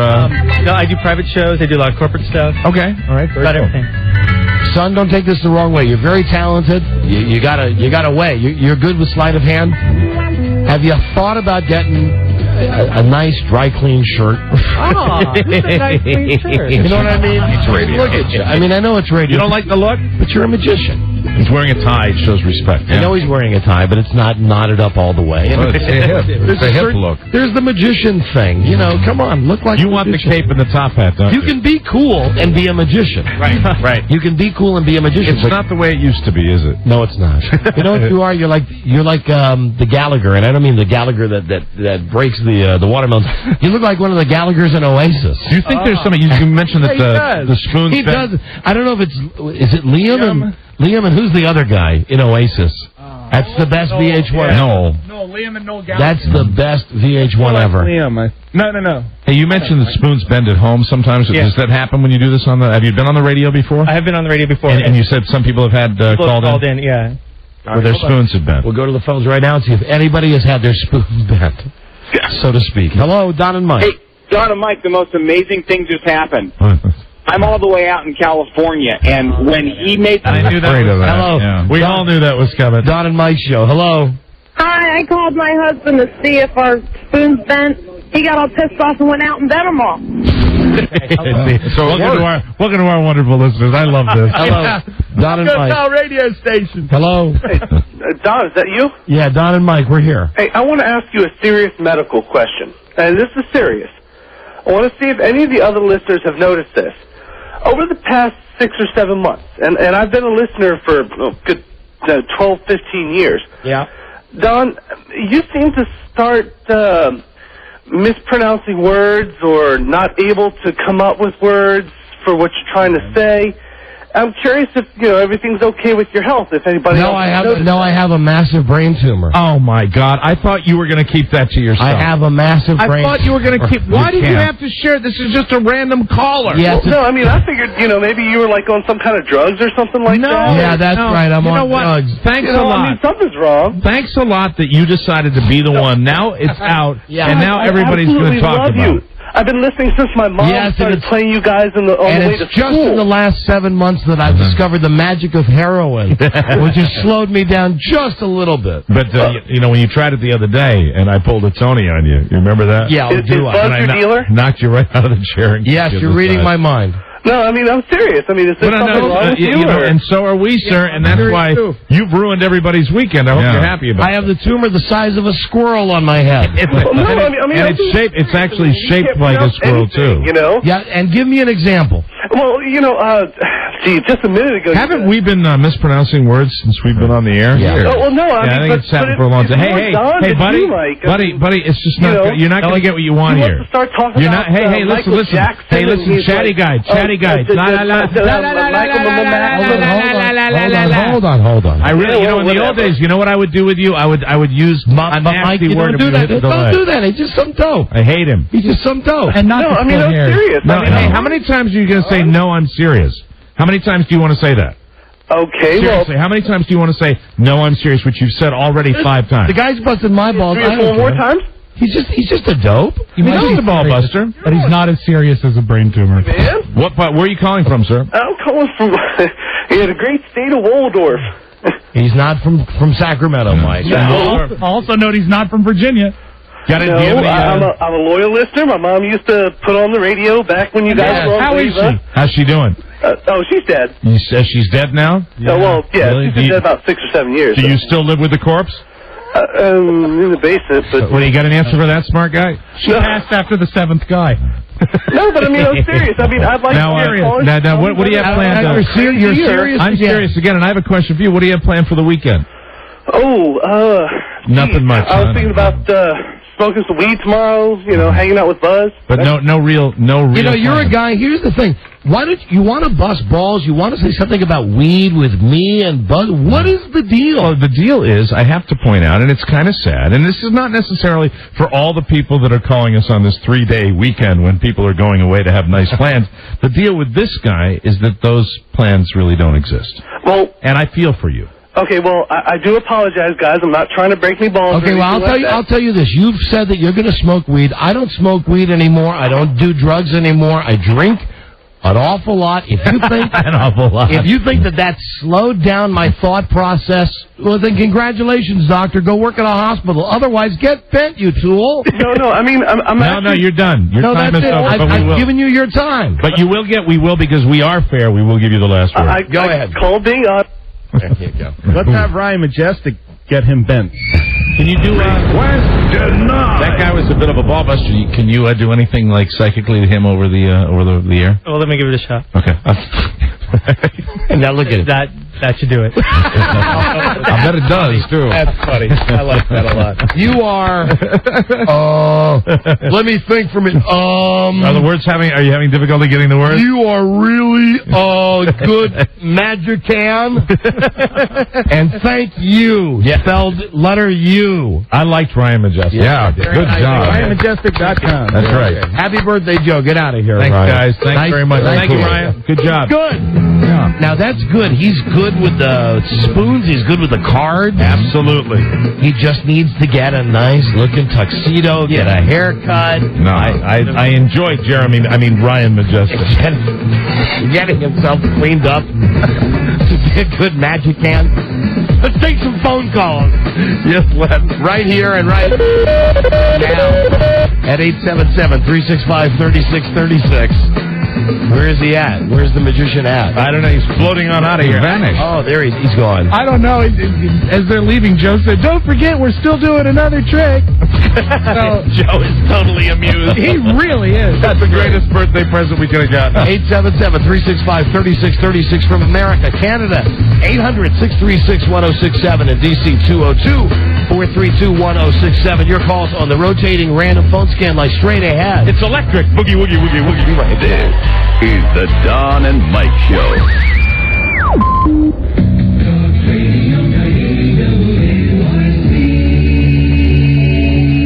1047 at WRC. Joel A. Spivak speaking. Alex Trebek is our guest, the host of Jeopardy and a couple of other classic concentration on NBC. I'm sorry, I've never seen that one, Alex. But you're in my house every night with Jeopardy. Good. Michael's in his car. Michael, you're on WRC with Alex Trebek. Hi, good morning, Alex. Good morning, Michael. I'm going to have to forgive you if my car phone breaks up here. I'm driving along 270, but I want to tell you I'm a big fan of the show. Good. And I want to say congratulations to you and your wife. Thank you. On the little one. And I wanted to tell you also, I really enjoyed the interview with Don and Mike this morning. Great, fabulous. Mm-hmm. And that's why you're calling. Michael? Hello. Goodbye. Charles in Arlington, you're on WRC. Actually, hi, Joel. I wanted to ask Alex, first, I love the show, and I've been waiting a while. I wanted to ask Alex, how much does it cost to produce one episode of Jeopardy? All right, good question. Hang up and listen. How much does it cost to put one of those things on the air? I'm not sure. Fred and Alexandria, you're on WRC with Alex. Hello? Go ahead, Fred. Hello? Okay. Yeah, Fred is having a little problem there, which I hope he'll straighten out. The morning zoo. Yeah. WABA. Not anymore. The Don and Mike Show. Heard coast to coast. Regionally. Buffalo. 92.9 WBUF. I know we're breaking into the Memorial Day countdown. Robbie, we're up to number what? 494. 494.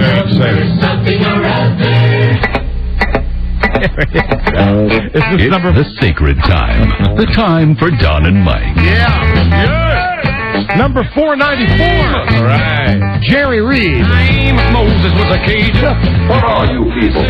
On dope? I've answered that question twice today. The answer's no. But there's no doubting.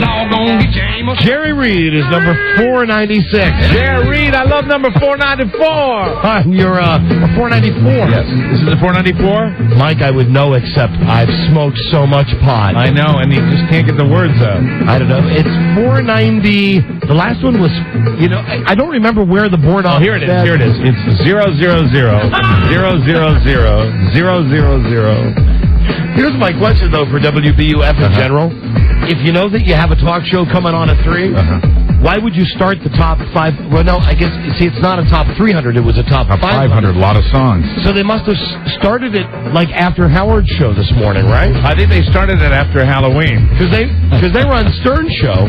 So you mean that they got 100 records in 4 hours? No, I thought it was 490 that they were at. They left 490. off. They left off. No, they left off. They're counting up. They wouldn't start at number 1, would they? They left off at 456 was the last song they played, according to the caller before our show. All right, thank you, Buzz. 456. There's the answer. Does that mean they might have started a Thursday night? Yeah, maybe. No, they could play 44 songs in 4 hours, right? Something like that. 44 songs? 44 and 56 is 100. Yeah, they could probably. But that would make 500 if you're a lot of music. Sure is. I'll tell you what station didn't play a lot of music today. What's that? It was our station. Mm-hmm. True. Do you know, really? And someone should be taken out back and shot for this. There's no limit on the amount of commercials you can run, as far as I know. Right. No legal limit. No legal limit. We run about 19 minutes an hour, and we don't lie to you about that. That's right. That's how they make money. That's how we pay the light bill. That we talk for a long time, and then we have to play like 9.5 minutes of commercials. That's the way it works. Well, Rob was telling me, apparently, on the 1 and 2 o'clock hour today on the radio station, they forgot to play commercials or something. So today, between 2 and 3, on WJFK, they played 28 minutes of commercials. 1/2 hour. How do you expect anybody to listen? I mean, it's bad enough given the ratio that we have, right? Which is roughly 40 minutes out of the hour. And the argument to that, of course, is, well, think about network TV. Network TV Right. gets They do the same thing. They give you about 23 minutes per half hour. So radio just whores you out a little bit more and takes a little bit more. But God, 28 minutes of So somebody just skip the commercials for a couple of breaks? 1 hour. Let me ask Joe. I would think they'd want to put up more commercials in O'Reilly because it's a nice alternative. Hey, Joe? Right. Yes. So what was up with the commercials today? Apparently, they had a bunch that they had to have played, and they stacked them in O'Reilly's 1 o'clock hour, and they stacked them in ours. Wow. Okay. And Travis is away today, so the guy running the O'Reilly board was pretty much sticking to the normal network format, unawares to the fact that he should have been doing our commercial. Gotcha. So when it came time for the 2 to 3 hour Best of Don and Mike show, it was mainly commercials. Yes, 28 minutes of them. Wow, what a good way to spend your birthday. And it went so well that Alan is currently investigating a method in which he can fit 61 minutes of ads into an hour. All right, thank you, Joe. Happy birthday. Thanks. Done. All right. Of the 28, I think 20 of them were car dealers, so go out and buy 20 different cars this weekend. All right, thank you, Joe. Bye. Happy I've been birthday. listening to Joe for a long time, and he doesn't sound the same as he used to. Hello, Don and Mike Show. I think it's only been the last 6 or 7 months. I think so. Something's happened. Hello, Don and Mike Show. No, I'm serious. Hello, you're on the air. You're on the air. Hi. Yeah, I just want to let you know I went and saw that Day After Tomorrow. I'm sorry. You want to let us know what about tomorrow? He wants us to know that he went and saw that Day After Tomorrow. Oh, you saw that Day After Tomorrow. And if you heard the beginning of the show, Don and I are so hip. We saw it the day before yesterday. The day before yesterday, we saw the Day After Tomorrow. Well, I was in the theater while you were on. Thank you. Well, thank you for that. All right. Thank you. All right. Quite a good documentary, that Day After Tomorrow. Maybe you could call another show and they'll ask you if you liked it or not. Mike, how dare you treat the late Gene Siskel like that? I'm so Hello, sorry. Don and Mike Show. What's happened to him? He's dead. I know. That's what's happened. I know you know. That's why I asked you. Hello, no, that's Kirk Douglas. That's Mike the CP comic. No, I was also doing my Gene Siskel impression. The Gene Siskel's more like, I did Spartacus. Gene Siskel's would be more like this, like,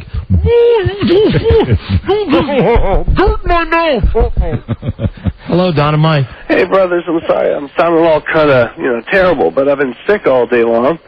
And my name's Finger, and I just wanted to, say you guys, you guys are the greatest people in the entire world, as far as I'm concerned. Thanks, with Finger. radio guys and all that stuff. I only have one simple question for you. Yes, Finger. Don, are you back on the coke or something like that?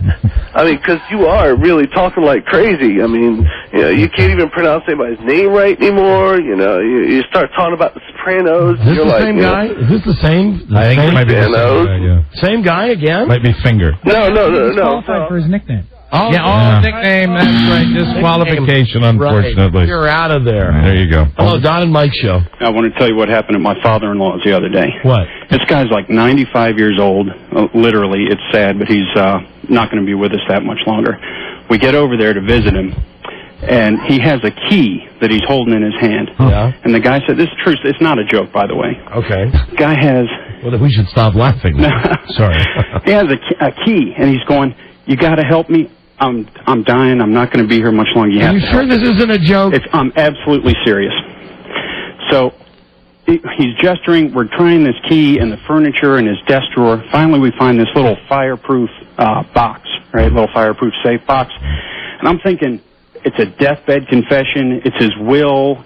Who was on the grassy knoll for the court, right? So and he wants me to hold it up so he can look at it. That's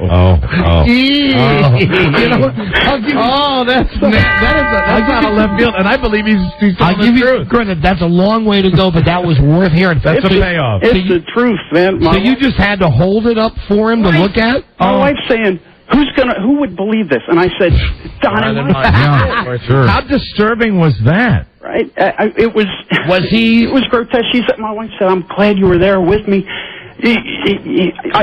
Nobody would ever believe. Did he just sit with his hands folded and look at what you were presenting?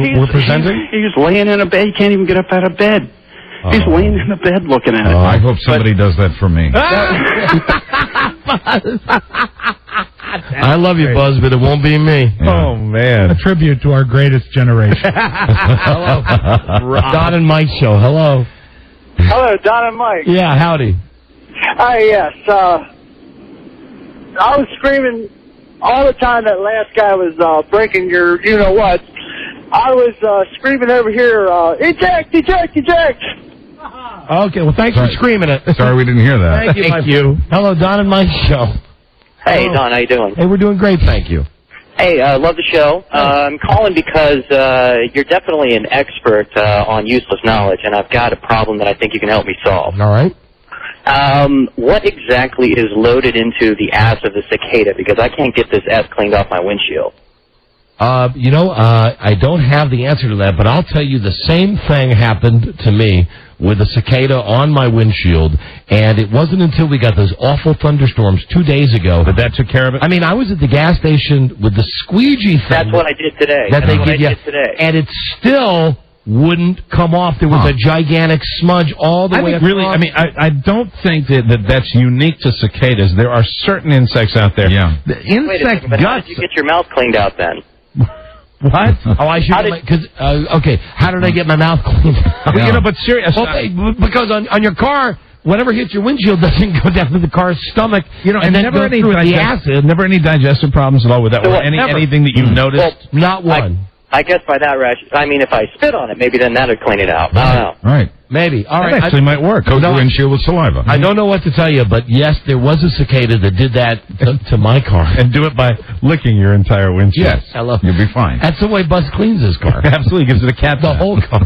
He calls it his car cat bath. That's the way Buzz cleans everything. That's right. Licks it. Buzz does not need, when we go anywhere, if there's any water issues, he does not need soap and water. That's why, listen, God forbid you ever have Buzz and Marcia over, and I don't mean that because they're great people. Right. But God forbid when Buzz says, need a hand with the dishes? Yeah, because that's just not happening. The next thing you know, he's on all fours licking the dishes. Wash your hands before dinner? Hello?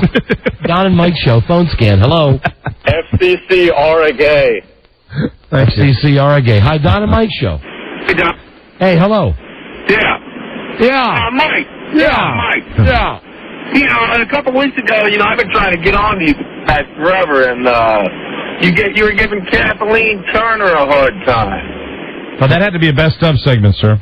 No, was it? But man, that girl's sweet, man. Been a long time since we talked about Kathleen Turner. Hold on. When's the last time you saw Kathleen Turner or heard Kathleen Turner speak? I haven't heard her for a long time, but I saw that movie, Romance in the Stone. Oh, my God. You know how old that movie is? That movie's like 1985. Earlier than that.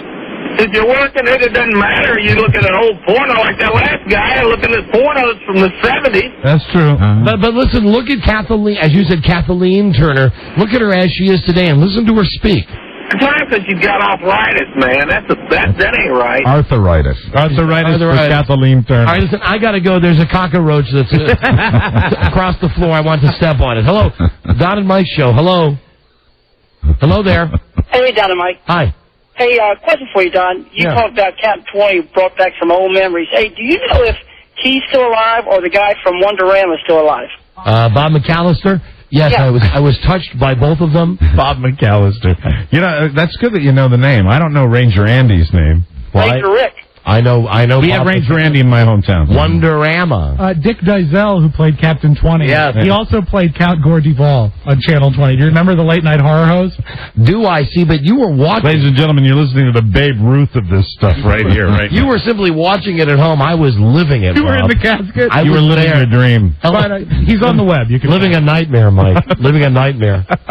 Constant heavy petting by Captain 20 and Wonderama's Bob McAllister. There's only one feature that I should bring up. Since And then please don't let me forget on the weekends when I was molested by Harv Moore.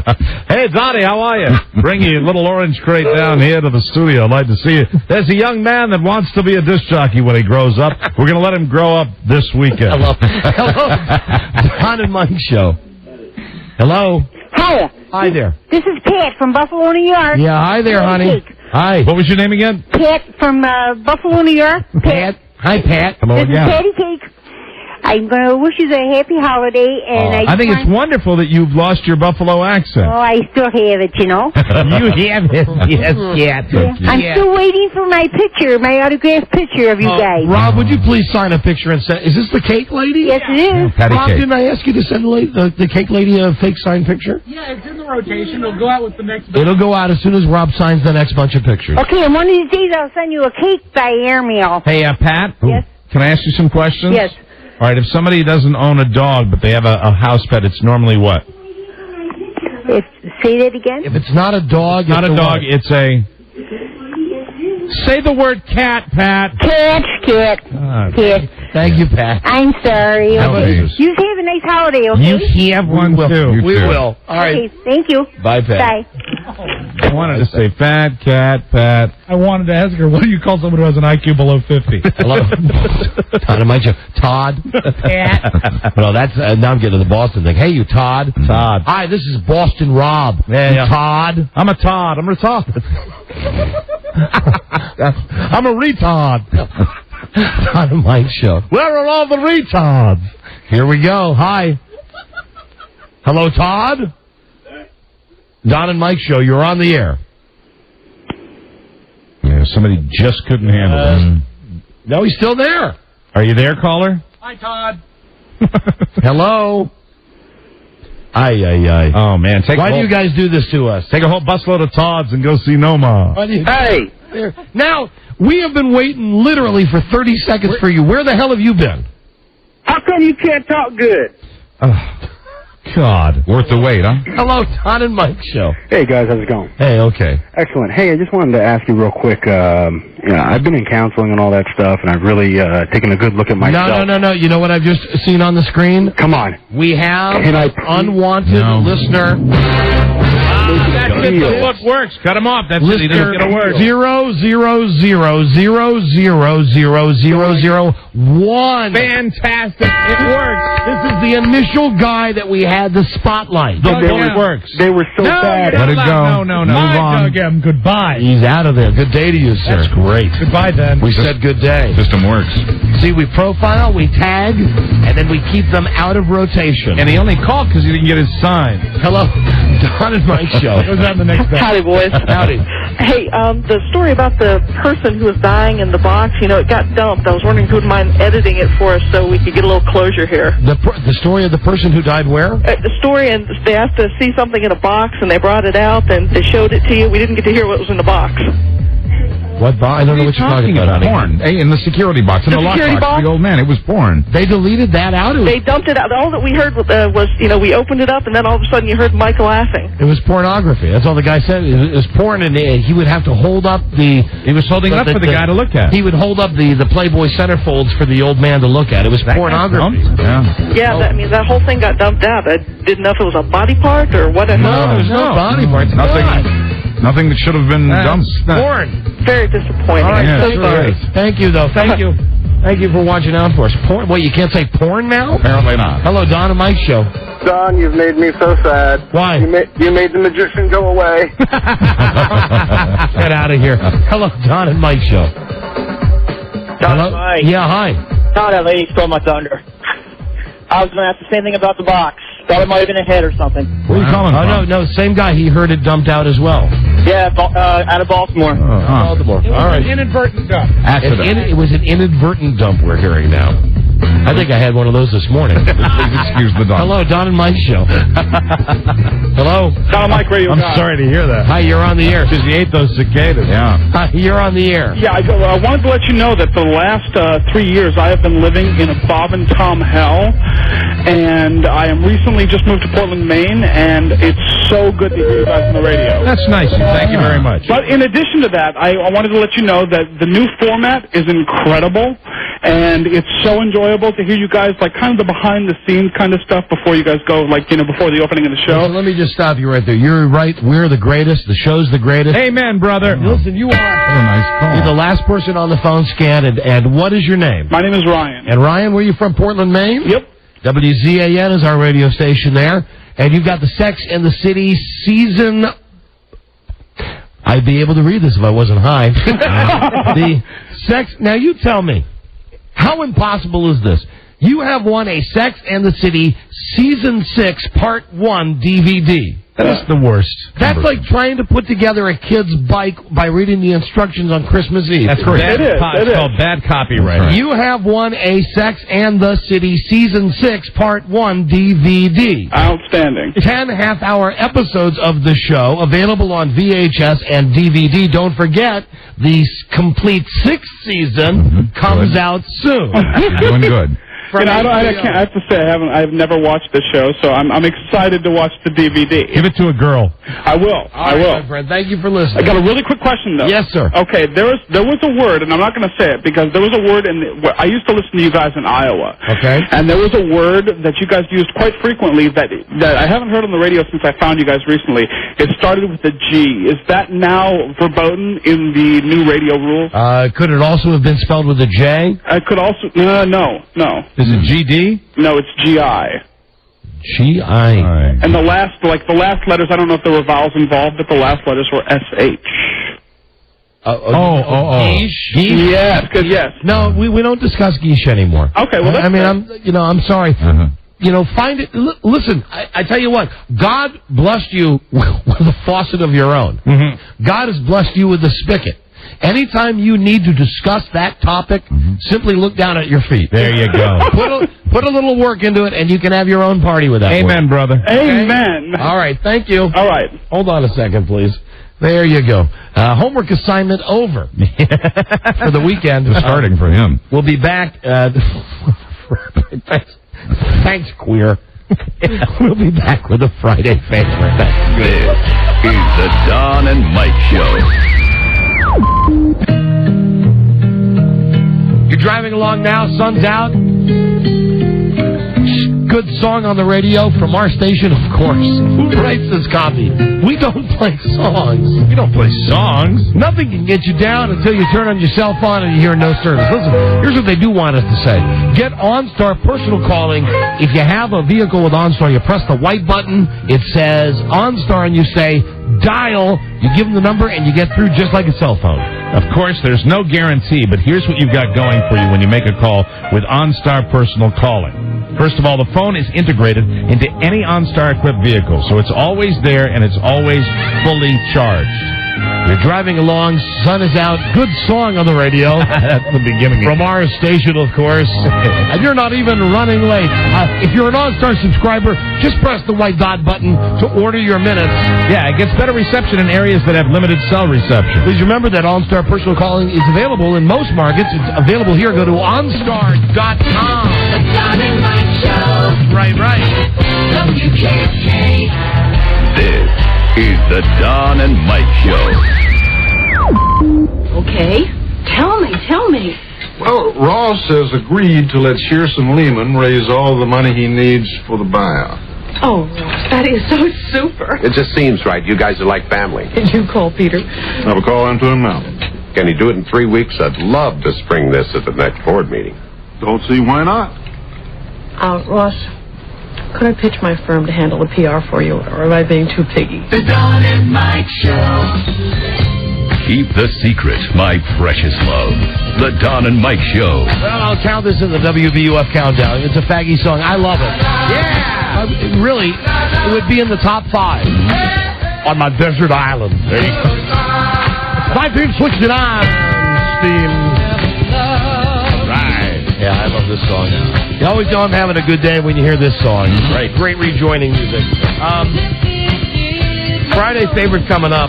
And forget what I just told you. Just tell him in real life.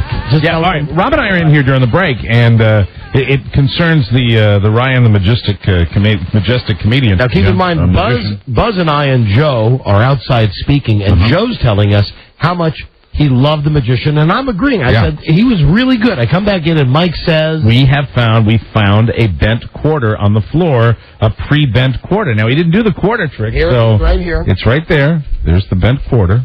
And it might be part of his bag of tricks. Rob thinks it's probably valuable. But it's actually, it's one of those special quarters. Can you see it, Buzz? I do. Or you just hit it with a hammer. Well, right now you can't. Sorry, Rob. You can't just bend it using. I can make it straight. How could you make it straight? Come on, let me see this, Superman. Well, it's all about sleight of hand and misdirection. And here we go. Oh, said you would need a hammer. I need a hammer. You know what you just did? What? Did you just switch quarters when I turned away? No, it's the same quarter. Let me see it. All the way. Take all your fingers off it. There it is. Yeah, see it now. Hold it. What year is it? Thank you, Robbie. It is a 1988. That's the same quarter. Okay, there you go. All right. Bend it back, Mike. Oh, and turn off. Turn that off. We just turn that off. I didn't mean to say that word. And Mike? Well, you know why I'm having trouble doing this? Yeah, right, because you can't just bend. Because I can't. Because you can't just bend a coin with your regular fingers. No, it takes magic. Damn it. No, but see, the thing Damn it, Jim. I agree with these guys. The guy had it in case there was going to be a quarter trick. Right. This is Alex. Oh, hey, Hefe. What's going on, Whip? Here's Hefe Jimenez. Hefe, is Joe Ardinger back there? He's still scouring the building, I think. All right, well, when he comes back, Robbie, you told him, right, about...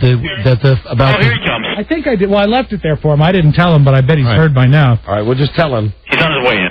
Oh, he's coming in. Actually, no, this is starting to move. What do you mean it's starting to move?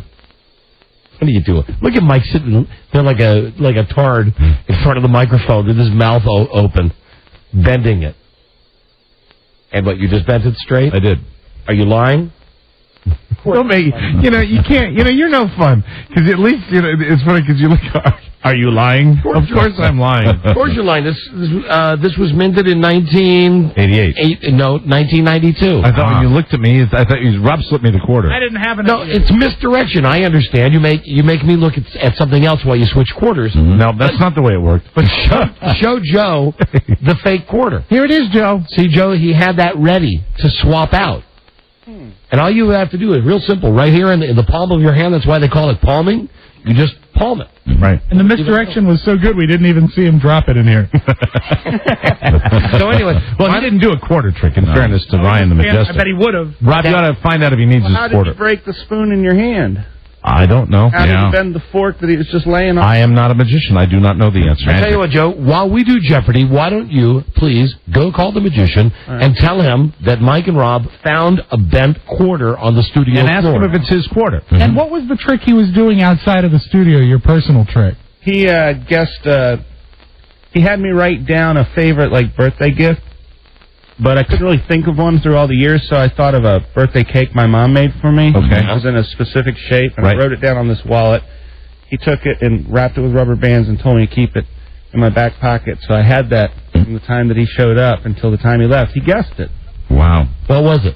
What was it? What was the shape of the cake? It was an elephant. An elephant-shaped cake. Elephant-shaped cake. That's wonderful. Okay, Joe. It's a wonderful story. I will tell you tell it so well. Thank you. Joe, are you multitasking? What are you doing? Yes, I am. Who are you calling? Are you calling him right now? Sure. All right, well, go ahead. Listen, I'll open up the Jeopardy. You stand here and call him on your cell phone. I'll open up the Jeopardy. Because I know we got someone in here who doesn't believe it either. And he did bring you an elephant-shaped birthday cake. Please welcome James Garner.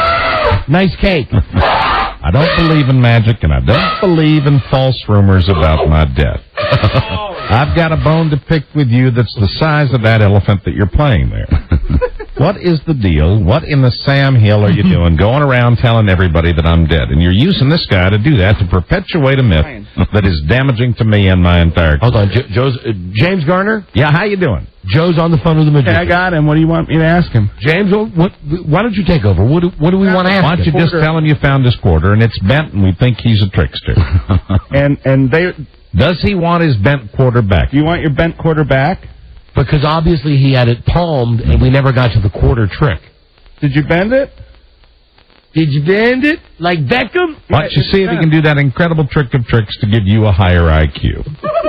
It's a bent quarter. It's a bent quarter. Tell him we found the bent quarter. Does it belong to him? Tell him we found his prop. We found his prop. We found the prop quarter. They think it's part of a prop that you swap them out. Ask him if it is.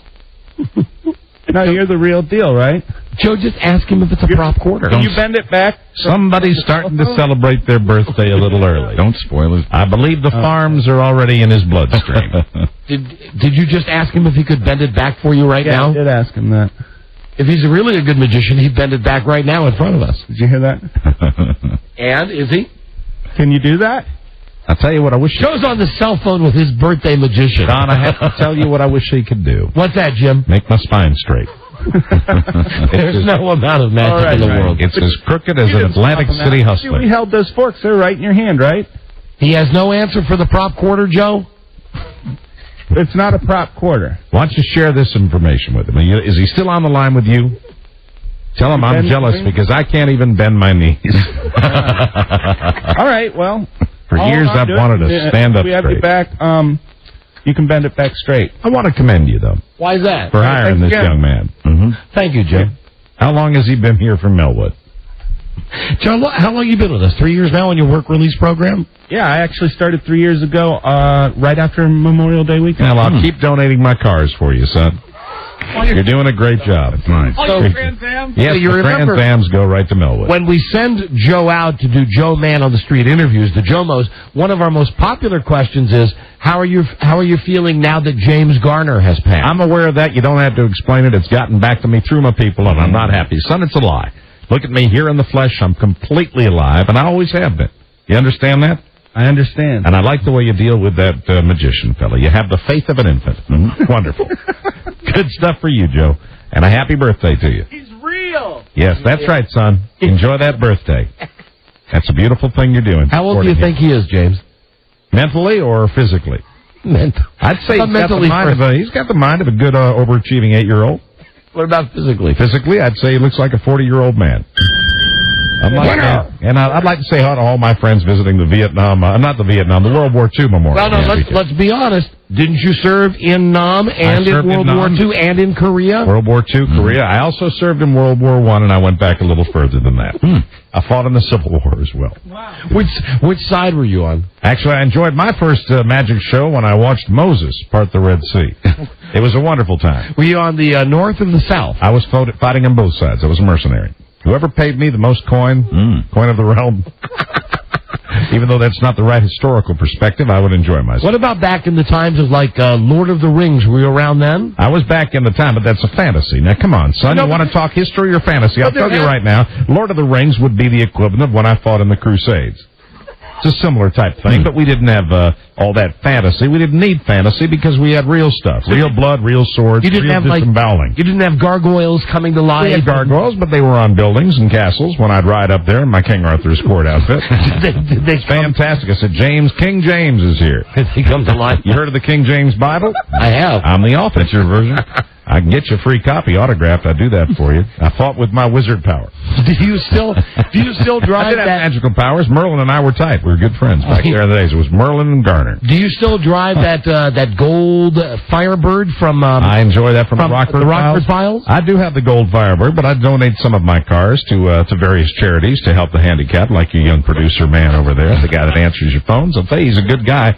But it's been a long, long haul, and I'd like to congratulate everybody that served their country, whatever country it may be, or whatever religious faith you're serving. Now, don't you think it's funny on some level when we send Joe out to do the man on the street interviews, and he asks people how you feel about the passing of James Garner, that generally... I don't think it's funny, and if you saw my liver scan, you wouldn't think it was funny. Generally, people seem to be sad. They say either, oh, I didn't know that happened, or, oh, I'm very sad. It makes me angry, and it makes me want to do something bad. It makes me want to go back to my wizardry. Wants me to go down in my basement, put on my big cone with the moons and the stars on it, the big cone hat that I wear. I know what you mean. And then I just wave my magic wand, and I put a hex on that young man that's out there going to NASCAR events saying, how do you feel about the death of James Garner? You're making me die. Why are you doing that to people? And people come away saying, we didn't know he was dead, and then people think I'm dead, and then what does that do for me? I don't get another gig like 8 Simple Rules. I'll tell you right now, it's frustrating. I forgot that that's your new gig, being John Ritter's replacement. Age is not a joking matter, son. Do you understand that? Really, I'm about ready to be on the other side of the dirt anyway, and it's not a happy place to be. I can't bend my knees. I can't stand up straight. I have trouble in the middle of the night, if you know what I mean. Oh, my. I have trouble functioning that way in any way. Did you get the rubber sheets we sent you? No, you did indeed, but I'll tell you right now, James Garner needs a plumber with him wherever he goes. Honest to God, that's what I call my doctor, my plumber. Now, where's my plumber? If we could get personal for a second, you're on the show. Call my Roto-Rooter, man. You're on the show, 8 Simple Rules. I like 8 Simple Rules. Good people, good youngsters. They do a fine job. They probably don't have the work ethic we had back in my day when I was making films. You tapping Peg Bundy? Not a chance, no. Why? Not a chance. Why? Can't. Why? Why do I bring my plumber with me? Oh. I could eat all those little blue pills that Bob Dole pushes, but it wouldn't help me a little bit. Why's that? It's as dead as a doornail down there. I swear to God, winter has arrived. I'm in the deep freeze. Things aren't working. Hi, Michelle. How are you? Michelle Combs, one of your best. Good lady. Yeah. But I'll tell you right now, it's as tired and sad a thing as you'd ever want to see. Sometimes I'll just stand in front of my full-length mirror, and I'll look at myself, and I'll look at it. I'll look at little James, and I'll say, little James, can you perform just like the old days? LJ? Can't you do that for me? Say, LJ. Can you please do that? Thank God at least David Spade lets me watch. The only pleasure I get now. It truly is. You watch David Spade with the hot model? He lets me come into his dressing room, his trailer. We all have the trailers on the back of the lot. And I like to watch. True, because he's on that show, 8 Simple Rules. True or false? The nice thing is I pretend I'm sleeping. You watch David Spade even if he's by himself? Absolutely. Wow. Because I'm jealous of the function. That's what I said to him. I said, son, I'm jealous of the function. Just let me live vicariously through you. And he seemed to have no problem with it whatsoever. Now, what about I roll over to his trailer. We're right across the way from each other. What about his long hair? David Spade has long hair. I thought you didn't dig long hair. Well, I tell you got to do what you got to do. And you make an effort. When you're on the set of a movie or a television show, you make an effort to get along with your co-stars. That's what I try to do. And with Spade, I said, can I get along with you? Of course I can, but let me watch. Please, God, let me watch. Let you watch. I'd enjoy that. Good boy. Loves his mama. He is a good boy. Do you all love your mom? Sure, of course we do. Don, you're asking the wrong person here. Son, if you're going to hold up a card for me over there, I can't read it from this distance. Well, it's a matter of timing. It's very difficult. You've been doing that a lot lately, haven't you? Yes, sir. I can't see. I need my bifocals. I understand. It's very, very frustrating. It's very difficult. What would your message be? Yes. For all of those that are gathered here in D.C. this weekend for the World War II Memorial. The greatest generation. I'll tell you what we said. They said that about us way back when. When? Back in the Roman Empire. We were called the greatest generation, too, when we were pillaging Egypt.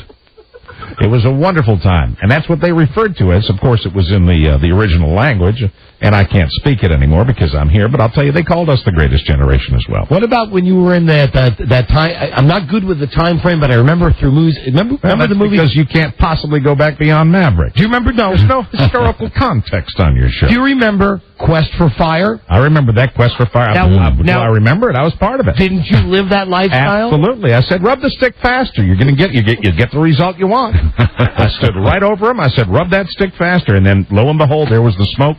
I said, put the little stuff on it first. And then we got a flame. And then he burned himself. Oh. And I said, that's a jackass. Let me take over. And then I was the stick rubber, and I created fire.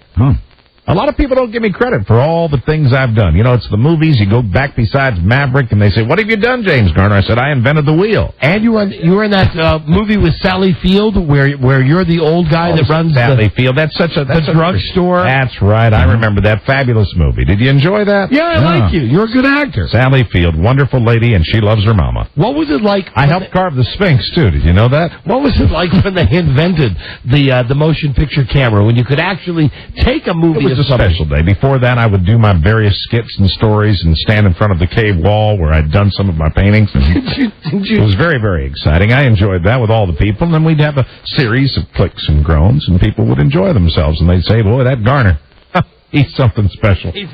I tell you, I remember I was on the set of Tank with C. Thomas Howell. That is maybe the worst movie you ever made. Fabulous film. Good young man, too. Shame the career's going down the toilet like it has. C. Thomas I tell him right now, really get that thing back on track. Get on a horse. Is what I tell everybody. That's a big Hollywood piece of advice that comes directly from J.G. What is the last? I say, you have a problem with the career, it's derailed. It worked for Kevin Kline. Get on a horse. That's why I did Silverado. What is the last piece of work that you did that we would know? The last piece of work? Outside of the television show? No, if that's it. Well, the piece of works are everywhere. 8 Simple Rules, but you're just travel to Rome, travel to Egypt. You're just filling the role of a dead guy. The role of a dead guy. On 8 Simple Rules. You have a preoccupation with death. You make me dead, even though the guy is dead. Why are you doing that? Well, that was a joke. That was a joke. What about my significant contributions to society as a whole? Did you know that I was instrumental in creating the Eiffel Tower? No. Did you know? I was there saying, make it this shape. It's not geometric enough. Go for it. I was drinking absinthe with Jules Verne. We decided we'd have a great old time. I'm a historical figure. Is that what led to the book? The book, absolutely. I said, well, why do you call it 20,000 miles under the sea? Why don't you call it leagues? Use the right terminology. And then I lit his cigar by using a wooden stick. It was big fun for all of us back then. I had such a great time. Met all the great ones. Freud. Sigmund Freud. Yeah, the Sig Man. Yeah, I told him all about that mama thing. I said, really, that's the love of mama. And then he said the whole Oedipus thing, and we did some research, and it was fantastic. How was Oedipus? You knew Oedipus, and we smoked a funny cigarette. What's that? You knew Oedipus. I knew Oedipus quite well. Man, he was obsessed. Yeah, damn near killed him earlier. It really did. I called Abner Doubleday one afternoon, and I suggested 9 innings, not the usual 14. It was fantastic. And when I talked with Professor Naismith, I said, why don't you use some of those peach baskets to throw the ball in? I'm dying because I'm trying to think of who invented football. But you got me on the basketball. Football, it was the Native Americans. Used to use human heads. We had a great time. It was fantastic. You could really, if a guy had a big enough nose, you could throw a hell of a spiral. We have low-budget Jeopardy standing by with James Garner, proud American, not dead as heard on this show. Alive and well, that's why I came by. I'd like to salute everybody in your listening audience and have a great holiday. We got a champion. We need a challenger. Phone number is 877-365-3636. And on this Memorial Day, please remember all of the wars that I've fought in since the beginning of time. That's how old I am. Okay. I told Pericles, Greece will fall. We'll be right back. This is the Don and Mike Show. Now, 8% of that group sampled at least one premier to give us their opinion of the product. Bottom line, well, of all the groups we tested, the response to premier was just about uniform. Mm-hmm. They all said they tasted like shit. They all said that? Nobody liked them? Fewer than 5%. How much are we in for up to now? To date? To date, to here, to now. Upwards of $350. We've spent $350 million and we've come up with a turd with a tip? God almighty, Ed. We poured enough technology into this project to send a cigarette to the moon and we come up with one that tastes like it took a dump? We haven't even talked about the smell. Well, what'd they say that was like? A fart? Yeah. Oh, you're not serious. They really said that? We've got an awful lot of fart figures, sir, yes. Tastes like and smells like a fart. We got ourselves a real winner here. It's one goddamn unique advertising slogan, I'll give you that. The Don and Mike Show. Thanks for listening, Chief. It's the Don and Mike Show. There's one of your clips, Chief. Oh, absolutely. I'm glad you like it, Don. And I know Rob likes it when I talk high. That was from Barbarians at the Gate, that great HBO special you were on. Great movie, great cast. Had a great time. How are you? What did you do during the commercial break? Basically, I was scratching my skin and making it snow. What you do? Noticed. Well, I was watching you scratch your skin and noticed that. That's one of my favorite activities. I noticed that you did hit blood. Yeah, I did. Well, it's thin. It's thin as tiny little wrapping paper right now. And I can break right through and hit a vein if I'm not careful. But I tell you, I love making my skin snow. There it goes. Listen to that. Look at that. Snowing in here. Wow. Looks like one of those globes, one of those pretty things you buy. See all the dead skin falling off his arm? Oh, man, I lost a nail. There goes another one. Man, oh, man, I love it snow. I like it when it's winter time. I enjoy that. I enjoy the days when I used to hunt the woolly mammoth. Ryan Majestic can't do this. Having a good time. Let's play Jeopardy. One thought before we start. Yes, Jimmy. What's all this business about people having to face each other when they make love? It's not necessary. We didn't do that in the cave days. Oh, we're back to Quest for Fire. Thanks a lot. This is Low Budget Jeopardy. Now entering the studio is our challenger. This is a fella that's from Buffalo, New York. I used to hunt buffalo, the Native Americans. He's a steel mill worker. Let's say hi to Kevin Sears. Hey, Kevin. How you doing, gentlemen? We're doing great. Thanks for calling. And now into the studio comes our returning champion. He's an insurance representative from Portland, Maine. Let's say hi to Todd Daly. Hey, Todd. Hey, LQ. Hey, Mr. Garner. Hey, thank you for calling me Mr. Gardner. It's about time somebody gave me respect. Being our returning low-budget Jeopardy champion, how has it changed your life? Oh, man. My baby's mama keeps calling me for money. It's crazy. Oh, that's a shame. And now in the studio is the host of our low-budget Jeopardy. Let's say hi to Mr. Alex Tribeck. You're on. Thank you, Jimmy. And let's see, Todd and Kevin. Here are your categories, guys. And they are Sing Us That Beatles Song. You know the Beatles, right? Yeah, I'm just thinking about the old days, waxing nostalgic. I like my power with steam. I like my paint with lead. Sing me that Beatles song. Oh, turn that down. American Idol, the finale. What does everybody make such a big deal about? Michael Moore. Michael Moore ought to go straight to hell. In or out? He should be a traitor. They ought to take him out and shoot him. And TV shows on DVD. So here you talk go. about that Michael Moore. Not only does he have a serious weight problem, but he's anti-American. You'll get a chance. Oh, I hate people like that. The categories are Sing Me That... I bet you're happy we're in Iraq, aren't you? I'm very happy. We ought to finish the job. I swear to God, turn it into a glass factory, like people have said.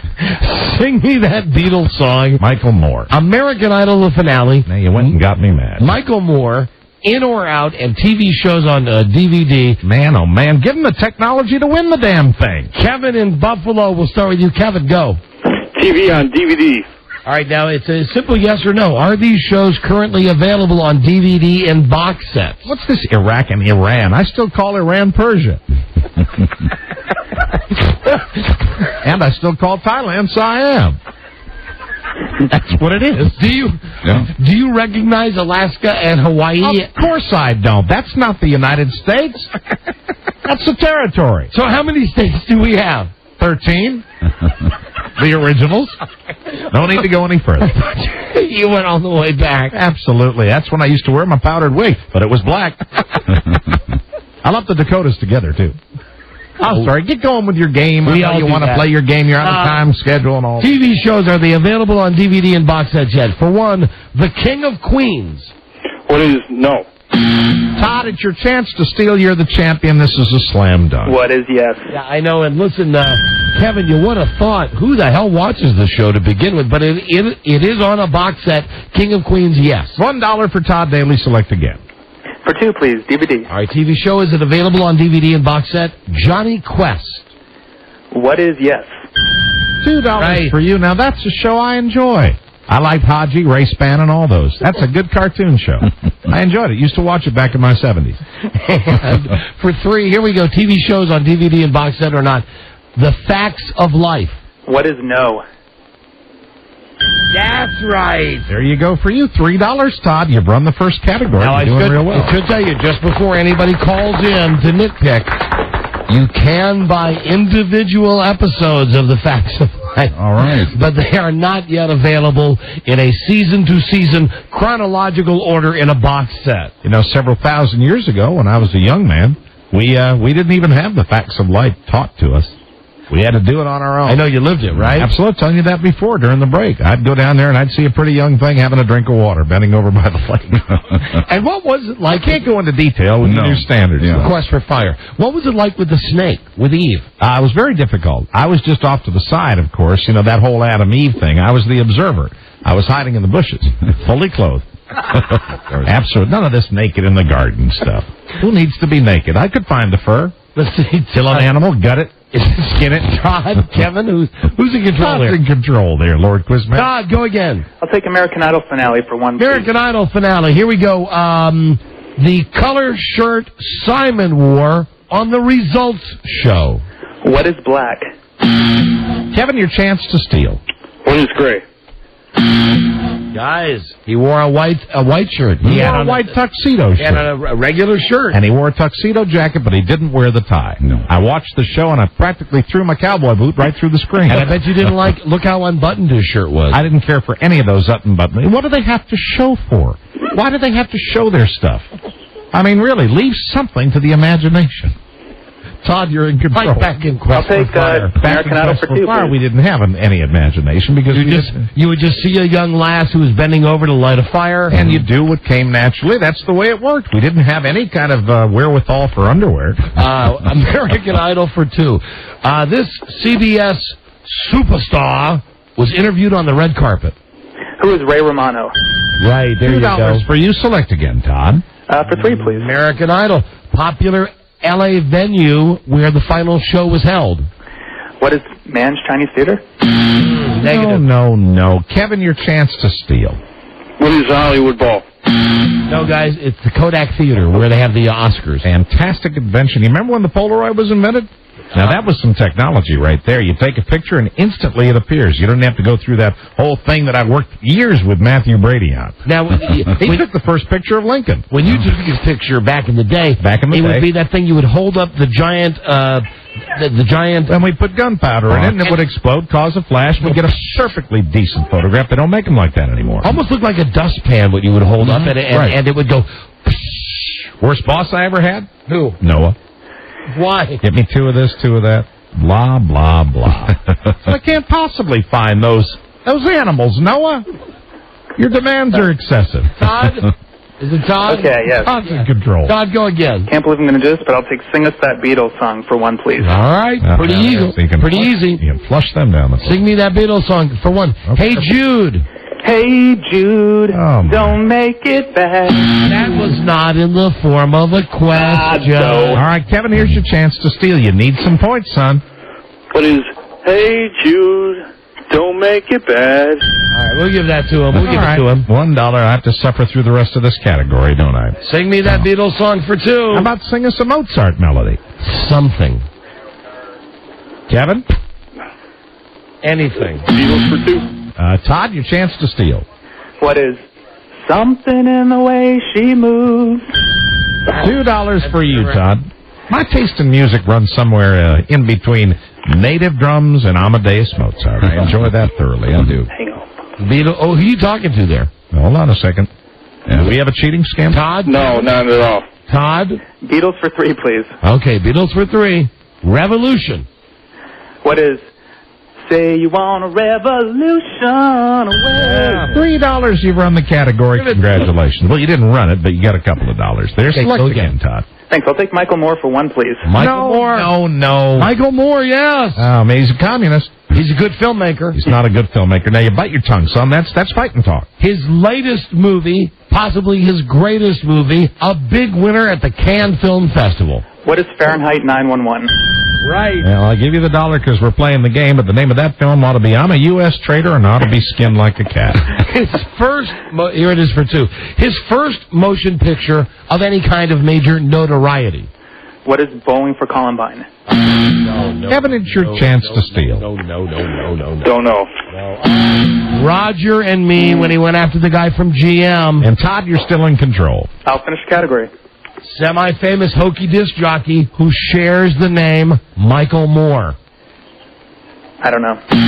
Kevin, your chance to steal. Don't know. Oh, guys, come on, you should have known. Scott Shannon. Scott Shannon, oh, yes, it would have killed that fella to shave that Michael Moore. And then maybe put a little face cloth with some soap and water on that whole jelly body of his. He does speak the truth, though. He makes me sick to my stomach, and I'll tell you right now, put him in front of a firing squad. That'll make him speak the truth. Here's all we have left is in or out. Support W.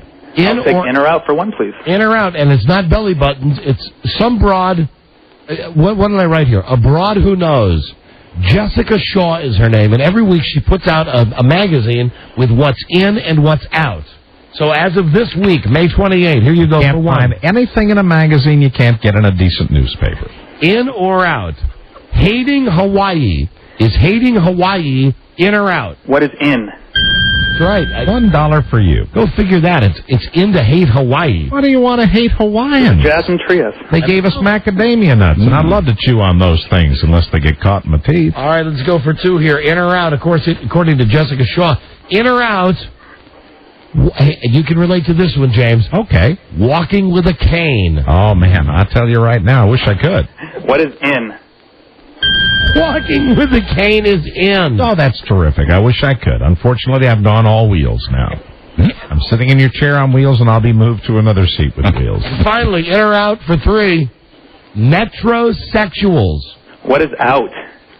Hey, there you go. That's well played. That's $3. pretty good. That's the end of the first round of Low Budget Jeopardy. What a blowout we have in store here. Okay, who's got what? Well, Todd finishes with $20, and Kevin's got one lonely dollar all by itself sitting over there. Hope he does better in the final round. All right, Kevin, don't give up because we physically force you guys to bet it all here in front of Low Budget In or Jeopardy. out, drooling due to a stroke. And speaking of strokes, and Dad, you're going to like this last category, James. Just don't put me in the ground yet. Todd and Kevin, here you go. Your category is Tony Randall is still dead. And here's the question. His age when Tony Randall seized up on May 17. Oh, dear. His age. You're practically obsessed with that. His age when Tony Randall seized up on May 17th. He wasn't really gay. We need the answer in the form of a question. Good boy. And good luck. All contestants on Low Budget Jeopardy will receive the James Garner Guide. The guide to living your life on the straight and narrow. The Garner Guide to doing things the right way. My way. From Chapter 1, clean your plate, to Chapter 7, take that hat off. The Garner Guide will get you back on track. If you get the Garner Guide, I'll throw in my bonus book. What's that? Entitled, That's Not Music, It's Noise. Now back to Final Low Budget Jeopardy with Alex. Thank you, James. You're welcome. James, Jimmy, JG. Call me JG. Call you JG? Call me JG. All right, JG, we want to go to Kevin from Buffalo first. All right, good luck to him. I remember, Kevin, Tony Randall's still dead. His age when Tony Randall seized up on May 17th. What is 76? Oh, I'm sorry, Kevin, but stick around. We're going to have some gifts for you. Listen, you know what? You'd have to be a fan of the Dead to get this one, actually. The Grateful Dead? Todd? I played with them. You got the answer. You're the winner. What is 78? Oh, no. I'm terribly sorry you've got to go bye-bye, too. Tony Randall, 84 when he sees. A young man taken in his prime. 84. Oh, and that means so many good years to go. Alan Limewell will love the show. We're giving away no money. The guys don't go away mad, just go away. Oh, and you better give. You know what? Only one of these guys will get the really great prize. I mean, we've got a really great prize. What, Robbie? A coin? What? You want to flip a coin? Yeah, flip the bent coin to see. Flip the one that's got the bent in it. Because one of these guys is going to get the Don and Mike Harley jacket, the custom Don and Mike Harley jacket, like we wear. Like the ones you all wear on the show. All right, flip it, Robbie. Todd, call it in the air. Tails.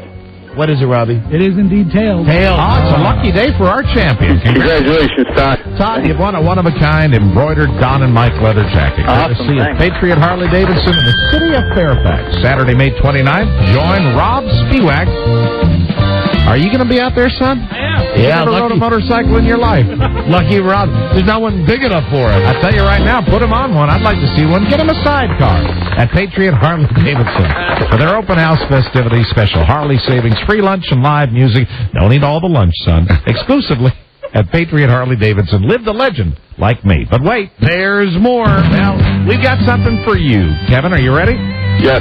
You want a Sex and the City Season 6 Part 1 DVD. Now available on DVD and video comes Sex and the City, the complete 6-season Part 1. I don't like selling this trash. 10 half-hour episodes of the show you can't get enough of. You sure do read it, though, better than I do. Read that first part again. You want a Sex and the City Season 6 Part 1 DVD. Now available on video and DVD comes Sex and the City, the complete 6-season Part 1, 10 half-hour episodes of the show you can't get enough of. Available on VHS and DVD. Why do you need both? From HBO, home videos, wherever videos are sold. Thanks for playing the game, Kevin, and good luck to you. You didn't do real well, son. Oh, thank you, guys. Thank you, Kevin, Todd. Have a great weekend, both of you. And what can I say, Jimmy? I'll tell you, DVDs suck your soul out. That's the way I read it. I brought something in. What's that? I've got a collection of some porn from the 1970s. Would you hold it up for me? Just let me look at it. Please? I'll hold it. Hold on, here you go. What do you think of that? Oh, damn. Nothing. Nothing? Absolutely nothing. I tell you, that's an exercise in futility. Thought it would help. I swear to God, the pasta's al dente. What about when you wake up first thing in the morning? Occasionally, but it's only a result of having to do the business. Yeah. Absolutely. Absolutely. You know what it is? So in some ways, that turns into an erotic experience. Not one little bit. Once the dew's off the lily, it's back to Squiggly Town. In a world where owning a radio was strictly forbidden, one man found a way to bring good news to his people. There he is, Buzz. Me. He made it up. Now, that's a good young man right here. Oh, thank you. I like his work. Thank you, sir. Right. I love yours. Yeah, well, all I'm doing is sitting over here waiting for gravity to take hold. Hold me underneath.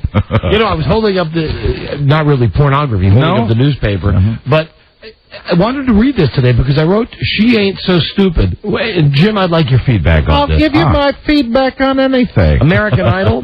I'm reading about Diana DeGarmo.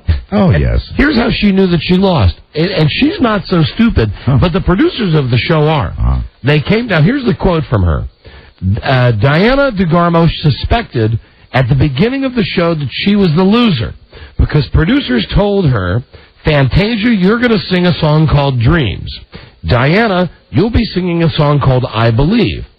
They didn't realize that Diana knew that the song I Believe was going to be the song that was going to be released as the first single for the winner. So she thought to herself, I was sitting there thinking, you just told me who won because you told me that you wanted her to sing I Believe, and that's the hit single. Oops. So she said because she was singing it first, they were telling her she's the big fat loser. Why do we need a talent competition to get our stars? Go down to the drugstore, order a chocolate soda. That's all. You'll find somebody.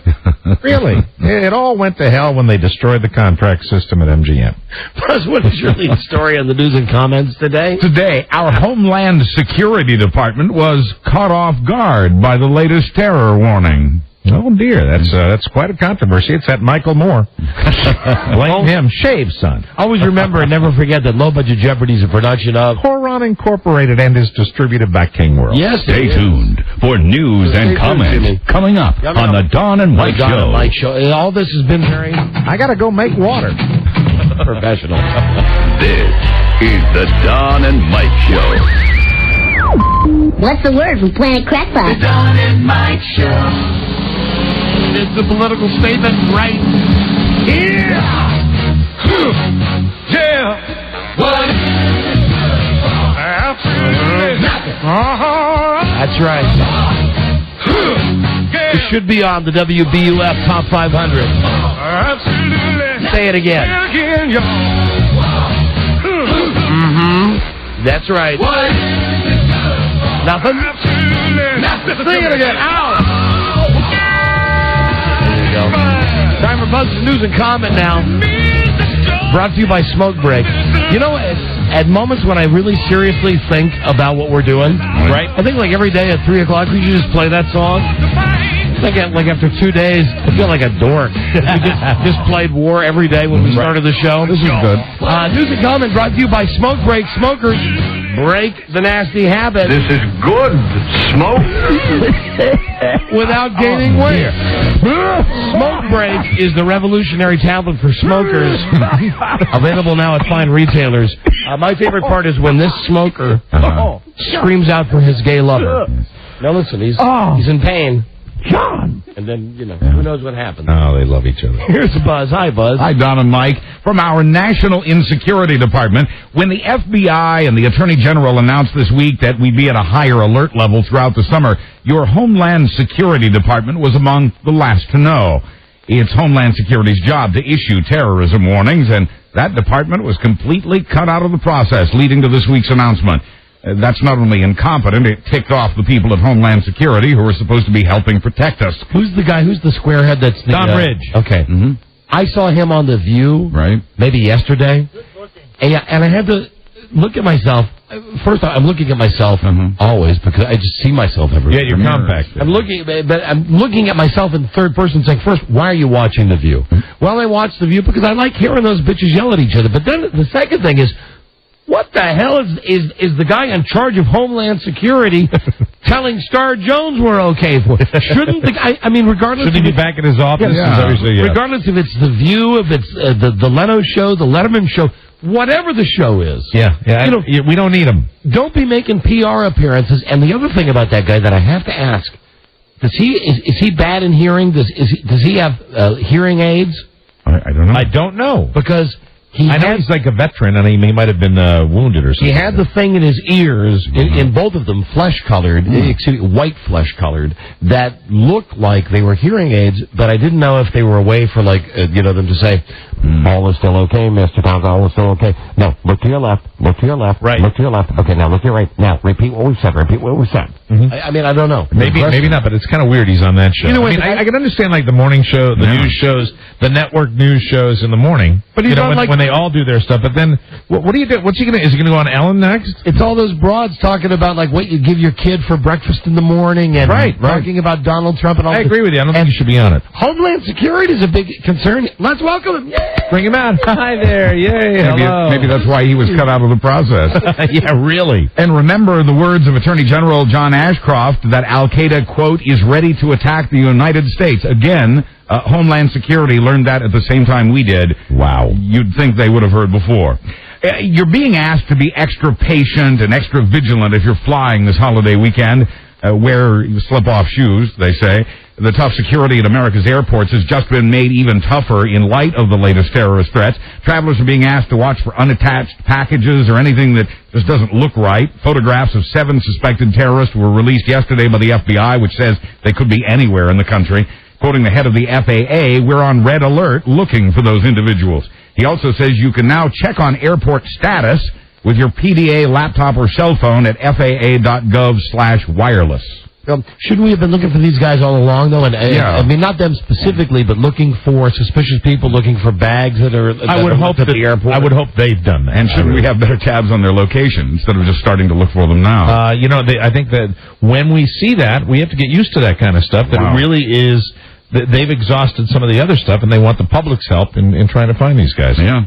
1950s and 60s singer Pat Boone blames TV for making the U.S. a summer terror target. Let me say, I'm aware of this story. And, Buzz, if you would just cut to the very end, I think Pat Boone says something that makes a lot of sense. Okay. Pat says 60 Minutes 2 should have never shown pictures of Iraqi prisoner abuse, quoting him. That's not the part that I'm talking about, but listen to this last quote, and you mark my words. You put this on a placard, and you walk downtown, and I will support you. I will support you in this. Can't wait to hear this. Here's the quote. You'll like it, Mike. For me, CBS has become the enemy within, and I hope to never watch the network again. Next time Americans... No, right here. Pick it up with next time. Next time Americans suffer at the hands of terrorists, thank CBS. End quote. Oh, How my ridiculous. Pat Boone. How ridiculous. So now, keep it a secret. Keep a secret, because you know what? Blame America's most watched network. Friends, it's Jim Nance here in Butler. Hey, Pat, if you keep, eventually, if you keep that kind of stuff secret and it gets worse and worse, eventually... I'm here with Lanny. It's happening to everybody else. Lanny, Pat Boone makes a lot of sense. You remember back in the day, Pat had a really good idea. Back when America was, hi, friends, Jim Nance. Remember when it was whites were whites and blacks were blacks? Oh, the great days, yes, You'd have a song done by legendary Negro singer Fats Domino. You know what Pat Boone did? He would take that song and make it his own, make it white. That's what Pat Boone would do. Yes, Pat Boone. You guys are acting like we shouldn't be taking national security advice from a pop singer. Who wears white shoes. Isn't that a shame? So the craziest part of that is, the next time the terrorists do something... blame CBS. You want to blame CBS for something? Blame CBS for 2.5 Men. Right. Don't blame CBS. You mean credit them. And Buzz, we can debate this. You don't like 2.5 Men? Based on the one episode I saw, no. I haven't seen it yet. No.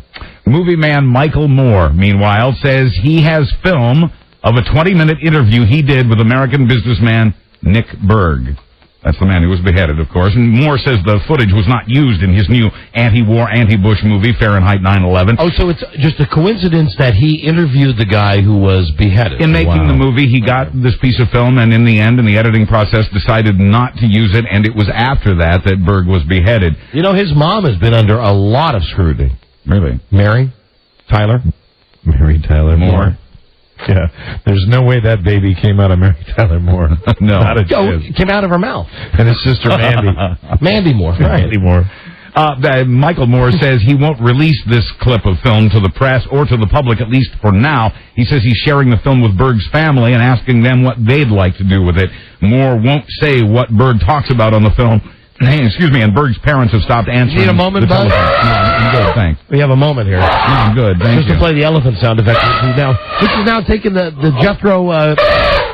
Jethro spot in the rotation. Yeah, so Michael Moore, went to the family and said, what do you want us to do with this? And right. Was there any indication that this has any kind of significance to... He won't say. Moore will not talk about what Berg discusses on this clip, and again, that's up to the family. If they say go ahead with it, maybe he'll come out with it. Wow, that's interesting. So when is that movie opening here? Well, he's still looking for a distributor. Oh, my God, they're trying to block it. I think we're all agreed that he will find one, but, Disney blocked it.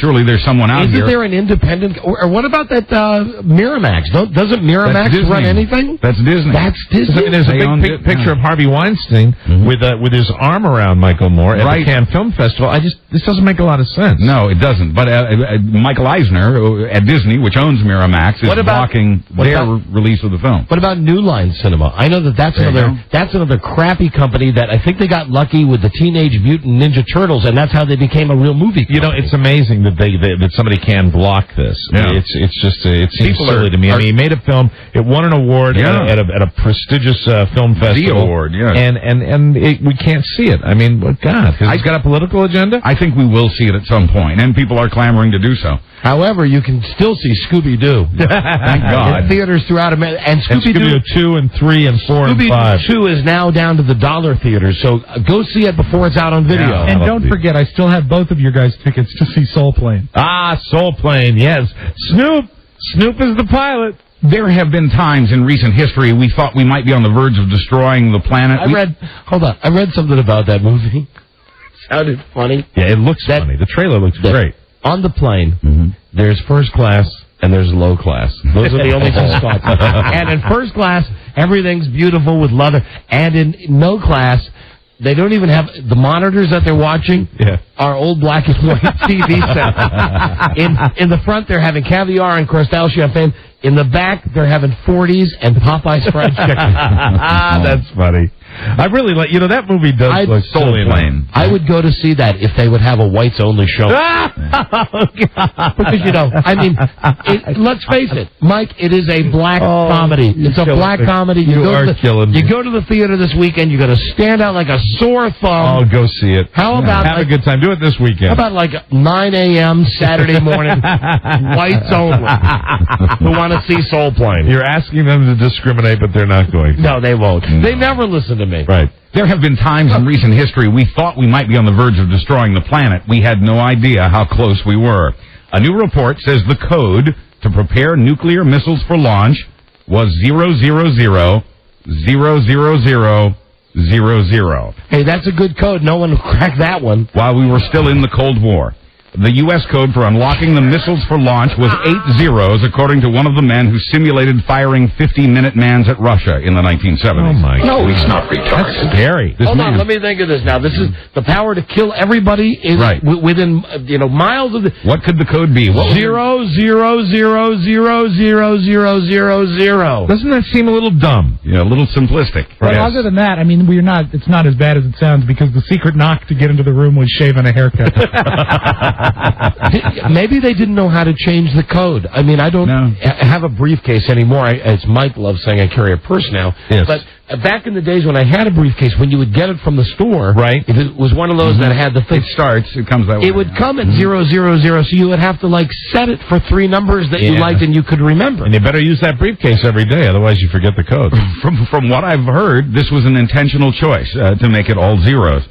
This man who's revealed this, Bruce Blair, now runs the Washington-based Center for Defense Information. This is Bruce Blair. Call me anytime on my cell. The number is 00000000000. Terrifying. Zero. He says that when he recently told former Defense Secretary Robert McNamara about the zeros, Mac responded, "Who the hell authorized that?" Wow. The angry mob of townspeople gathering around the oil companies ought to chill, according to the head of ExxonMobil. Chairman Lee Raymond says his company and others only make 3 to 5 cents a gallon profit. Okay, all right. Lying. Yeah, right. ExxonMobil is just hanging on by a thread. That company on a good day is in real financial trouble. A nickel a gallon on a good day. Let me tell you something. Here at ExxonMobil, we make less than 5 cents a gallon. We've passed the savings on to you. Our stockholders see no return on their investment. And that's only a few gallons, right, Buzz? Right, yeah, they don't sell that much. Right. He says most of the money goes to buying and refining the crude oil, and, of course, taxes. Buzz, I can only say to ExxonMobil, thank you for the Thirsty Thursday, where you generously take 2 cents off the price of a gallon of gas on Thursdays only. Your station still do that? Mine's yanked Super Monday. Super Monday is history at my gas station. See, when they do it, though, 2 words, life-changing. So they're, in essence, then, on Thirsty Thursday, they're only making 3 cents a gallon. Yeah, at best. Oh, how do they stay in business? I don't know. Just out of the goodness of their heart. The prices are insane. You know what I say? Double charge me. Amen. ExxonMobil, double charge. I know they will. Double charge you so they can do more good. And even though he's in the business, even though he is the business, Raymond says he cannot predict where the prices will go in the future. Quoting him, We've been terrible at predicting prices. Nothing's changed, so I'm not going to start guessing. Isn't that nice of him? How have they been terrible at predicting? He says they've tried for 40 years. They sit in that room every year and they go, how can we get it up another dime? Let's get it up a quarter. Let's get up $1. It hurts us so much, but we have to do it again. We have to break, Buzz. All right. What's next? How we've forgotten about Janet Jackson. Who's forgotten about Janet Jackson? I have. Almost everybody. Oh, all right. Well, Mike, listen. That story's for you. This is the Don and Mike Show. Gosh, I hate to interrupt.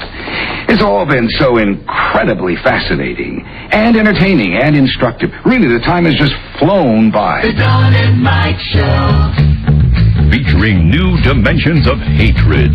The Don and Mike Show. If I could just give you a hip what's up for next week on the show. All right. Now, Monday, don't get in an uproar, you animals. Don't start piling people naked in pyramid form just because we're not here Monday. Calm yourselves down. Don't worry about it. Monday's the holiday. On Tuesday, well, you're going to get to meet B.A. Right. She's our brand new producer. Right. Also on Monday, we'll have the tape of Joe Ardinger and the Cicadas. Right. 17 years later. He's recreating it just like he did 17 years ago. We've also on Monday got a tape of Dennis Murphy in Los Angeles trying to interview stars. It's something to do with Spike TV. Yes, it was the Stunt Awards that Dennis was out at. And let me just say, if you're a clown lover, you will want to be around for Monday's show. Wow. Tuesday's show. Tuesday's show. I'm sorry. If you want Monday's show, you're going to have to move in with me. Yes, but you'll be putting on a show somewhere. Oh, you bet your ass. And let me also just say about Tuesday with the clown show, if you're a fan of Bozo, you'll want to tune in. For some sad Bozo news. Oh, no. Not so much sad as it is groundbreaking. It will rock your Bozo world. Really? More clown news. What is it with these clowns? Listen, now, Bozo's not like Spanky. Right. I just want to say that. Certainly hope not. Bozo's not like Spanky. I tell you, I'll never watch those parades the same. I'll just tell you this, though. And you can Google this if you want and do your own show prep over the weekend, everybody. Oh, yeah. Just Google in Clown Hall of Fame and see what's happened to Larry Harmon. Oh, my. Clown Hall of Fame. International Clown Hall That's of Fame. the original Bozo. That's all. We'll tell you more on Tuesday's episode. Wow. Now, once again, here's Buzz. Hi, Don and Mike. Hi. Now that we Americans have turned our attention to war and politics and gas prices, the Janet Jackson thing seems so last week. But just yesterday, a judge threw out the lawsuit of a Minneapolis lawyer who was suing CBS's parent company for airing that memorable halftime show. Right. Good. Eric Stevenson was suing Viacom for false advertising, saying he was led to believe the halftime show It's a family show. family-oriented and patriotic. It's a family show, and it was a bosom, so I'm going to sue now, because that's what everybody does is sue. Well, guess what, ass? Not everybody that sues wins! Instead of patriotism and family-oriented entertainment, he says there was a bare breast, the desecration of the flag, explicit lyrics, and simulated sex acts. He sued for $5,000. A judge has now thrown out the case. McDonald's in England has put up a plaque in honor of one of its customers who died of a heart attack at age 59. Oh, dear. Of course, when he was alive, they cut off the free beverage refills because he spent most of his days there drinking coffee and sodas. He called that Mickey D's location his office, so the plaque reads, The Office, in memory of Terry Stedman. Heart attacks would seem to be meaningful to McDonald's, which has lost both its American and Japanese CEOs to heart disease in the past year. Oh, my God. Poor old Alan. We got to get him to start eating more at McDonald's. Yeah, well, I'll drive him down there. We got one right down the street. I think Alan Linewand eats way too healthy. Yeah. He looks way too healthy to be your general manager. Absolutely. Yeah, but the thing with the one down the street, you order, and then, you get your food like an hour later. Yes, you actually go on a diet. If you go to the McDonald's down the street, because you burn so many calories just with the nervous energy, you're drumming your fingers on the dashboard, you're tapping all around. You're getting aerobic. I ordered 3 hamburgers. Where are the 3 hamburgers? Welcome to McDonald's. May I help you? Drive-through, please. And that's exhausting. Here's a guy they love as much as ever. The latest polls show that Arnold Schwarzenegger is the most popular California governor in 13 years. Aye. 2 surveys show the Republican to have a support rating of 65 to 69%. Yes, I'm popular, don't you think, huh? You like me because I'm the governor. Yeah, the best they've ever had. Better than Craig Davis. And there it is, even though California is traditionally a Democratic state. Only 23% of the voters disapprove of the job he's doing, which makes him one of the most popular governors in the state's history, even surpassing the popularity of another Republican governor. Hi, this is Arnold Schwarzenegger. Ronald Reagan. Yeah. Ronald Reagan, yeah. So right now, at least this moment in time, whenever they took that poll, Arnold is more popular than Ronald Reagan. Yes. Yeah, you know why, don't you? Why? Well, if you really look at the whole state, I read this, I think it was either Newsweek or it might have been Time magazine. Mike, can you give me 1 second here? Hi, this is Arnold Schwarzenegger. Anyway, you were saying? Yeah, I was going to lead up to this. Everybody in the state of California is high. They're all high. I've noticed it the last 6 or 7 months. Yeah. That when they talk about The Sopranos, they really don't remember what they wanted to say. Exactly. There it is in the Enquirer, Big as Life, Dr. Phil's ex-wife getting revenge. One of his sayings is, "What the hell were you thinking?" Well, the ex has put that slogan on a coffee mug along with their wedding picture. And she's been selling them to anyone who wants to buy them. In fact, they've sold so well, she's sold out at the moment. The former cheerleader married the soon-to-be doctor when they were both 20, but she says the fairy tale turned to a nightmare with his domineering ways and his dalliances with a number of other women. Quoting her, "He told me to grow up. That's the way it was in the world." Yeah, because he's so drop-dead sexy. What woman wouldn't want to, I'm not disputing that. You don't think he's sexy? I'm sure Mrs. Phil is correct. But I find it hard to believe that he's out there getting lots of tail. You find it hard to believe because I'm bald, right? Yeah, and fat. And fat. That's bald what you think. Bald and fat. Bald and fat, and you write a book about how people can lose weight. And I write a book about weight loss. And you think I'm just a BS person. Yes, I do. And that's what you think. Yes, I do. You're right. When the midlife crisis comes, the woman is most often the one who opts for divorce. A new study shows that in divorces among couples over 40, she's the one who asks for divorce 2/3 of the time. And more than a quarter of the men in those cases say they never saw it coming. Of course, infidelity. There's another middle-aged woman asking for it right now. Infidelity. Not always middle-aged. Right? But infidelity. But I'll tell you, a lot of guys don't see it coming. There you go. You mean like you could have a younger companion? Yeah, a totally hypothetical situation. You could have somebody who was younger who did that and you didn't see it coming. Who would do this? Would you put it back in the machine, please? Right? Thank you. You mean you'd be out with a younger girl and then it wouldn't happen and you wouldn't see it coming. Right. Because you wouldn't think that she had matured to that point yet. You'd think that everything was fine. This report says infidelity, both his and hers, is one of the main causes of midlife divorce, but substance and emotional abuse round out the top 3. What about she just doesn't listen? Well, I guess that would be part of that list. Right. Women are less likely to stay together for the kids' sake. Only 37% of women say the kids were the reason they put off divorce, but for men, that number is 58%. Among divorced people, 3/4 of the women and half the men say they don't have sex anymore. But so many middle-aged women are trying to get their viewpoint heard. I know. You can hear them right now. I just can't. What was that, darling? It was something about the man doesn't. What was it? The man. I can't make it out. I don't know. I don't get it. I can't hear you. It's not getting through to me. If this were Sweden, you'd be able to get a condom delivered directly to your home post-haste. If this was Sweden, I'd be playing ABBA records all the time. As in quickly. And I'd be wearing wooden shoes. And they'd have the best Elvis impersonator. The Swedish Organization for Sexual Education says it'll use up to 4 cars to deliver the latex in Stockholm ASAP. A delivered 10-pack costs about $6.50. That's cheaper than the pharmacies that don't deliver.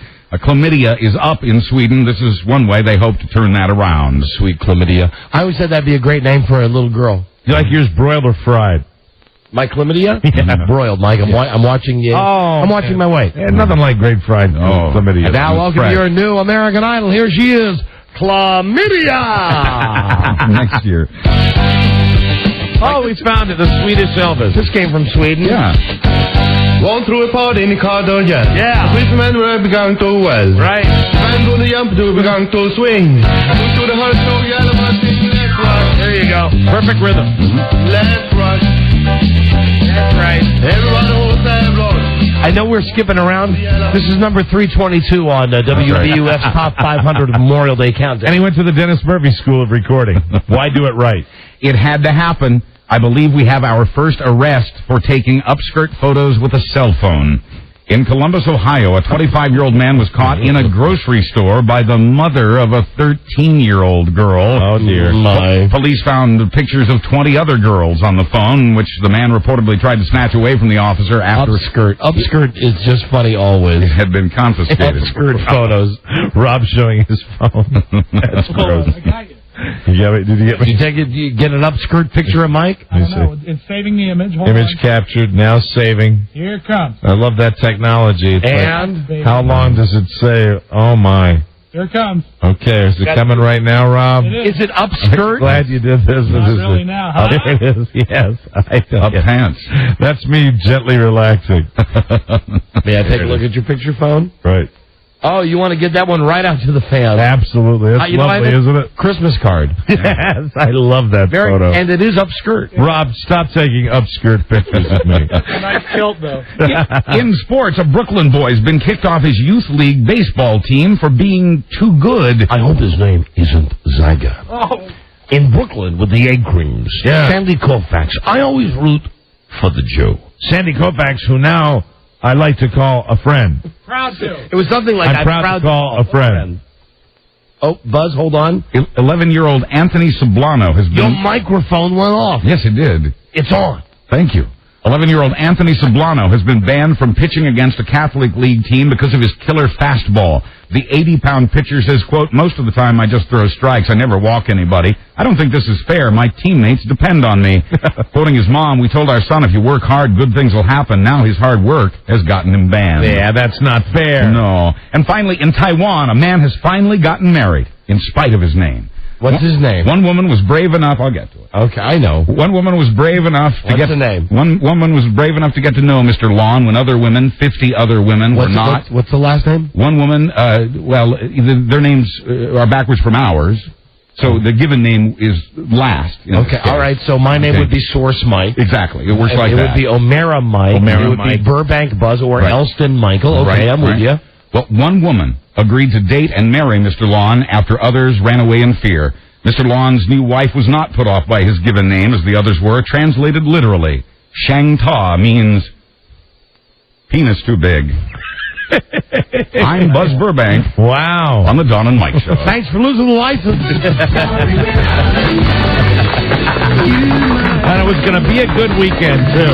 Why not just speed dial the FCC, Buzz? My God. Hey, Michael Powell. His name is Michael Elston as Buzz Burbank. That's the guy. Just reporting the news. That's it. We got to go. Have a great weekend. Be safe, everybody. We'll be back on Tuesday. With the all-new episode. Love you, Freda. Love you, Bart. Good day to you, sir. Good day to you, sir. Good day to you, sir. Good day to you, sir. You. Buzz is a regular Ed Pappy. Make some waffles. Eat. Till we meet again, this is Sammy Davis Jr. saying, be kind, be nice, and I hope the next performer has the pleasure of having as nice an audience as you've been tonight. Let me leave you singing. Is the Don and Mike Show.